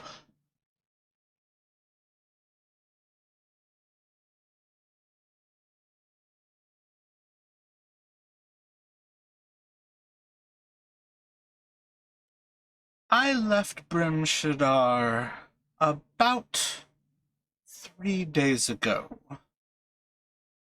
I finished what I thought was a solid investigation as to the two who were murdered there, one of which was one of the children, and the other was somebody who was suspected of having stepped beyond the lottery. from what I can tell, they had just enough contact together that perhaps the one bought their way out of the lottery from the other. Each of them was killed in a very similar way, and were it not for the permanent ice, the murder weapon itself, I believe, would be impossible to find, as I'm rather certain Sebek is killing with an ice dagger.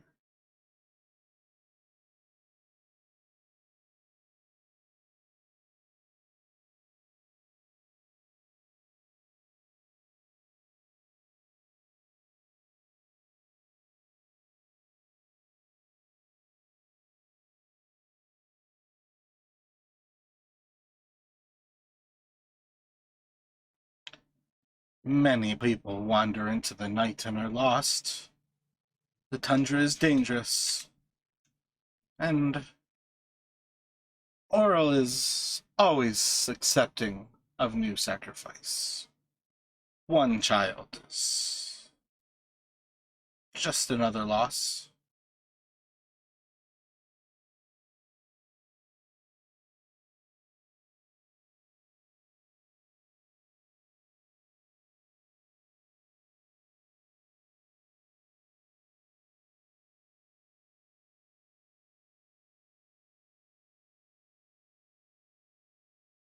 My work has not taken me to where I would understand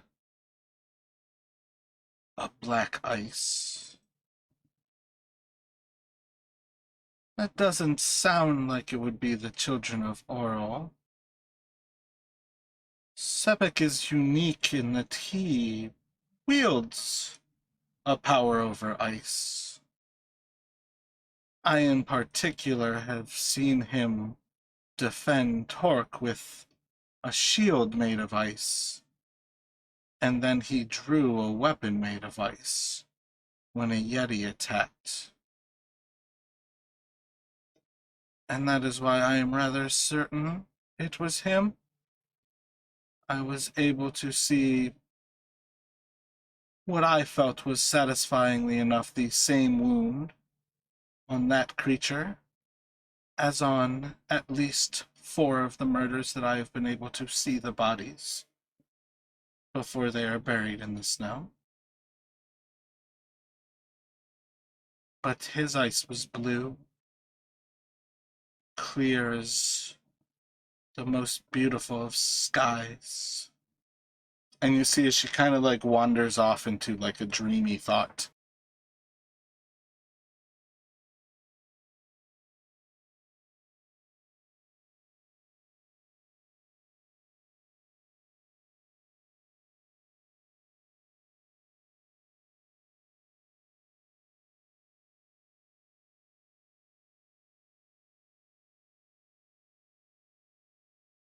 Oh, perhaps I was unclear. I was under the impression we could have the better half of your being. You do not need to apprehend him. We need to remove him from the equation.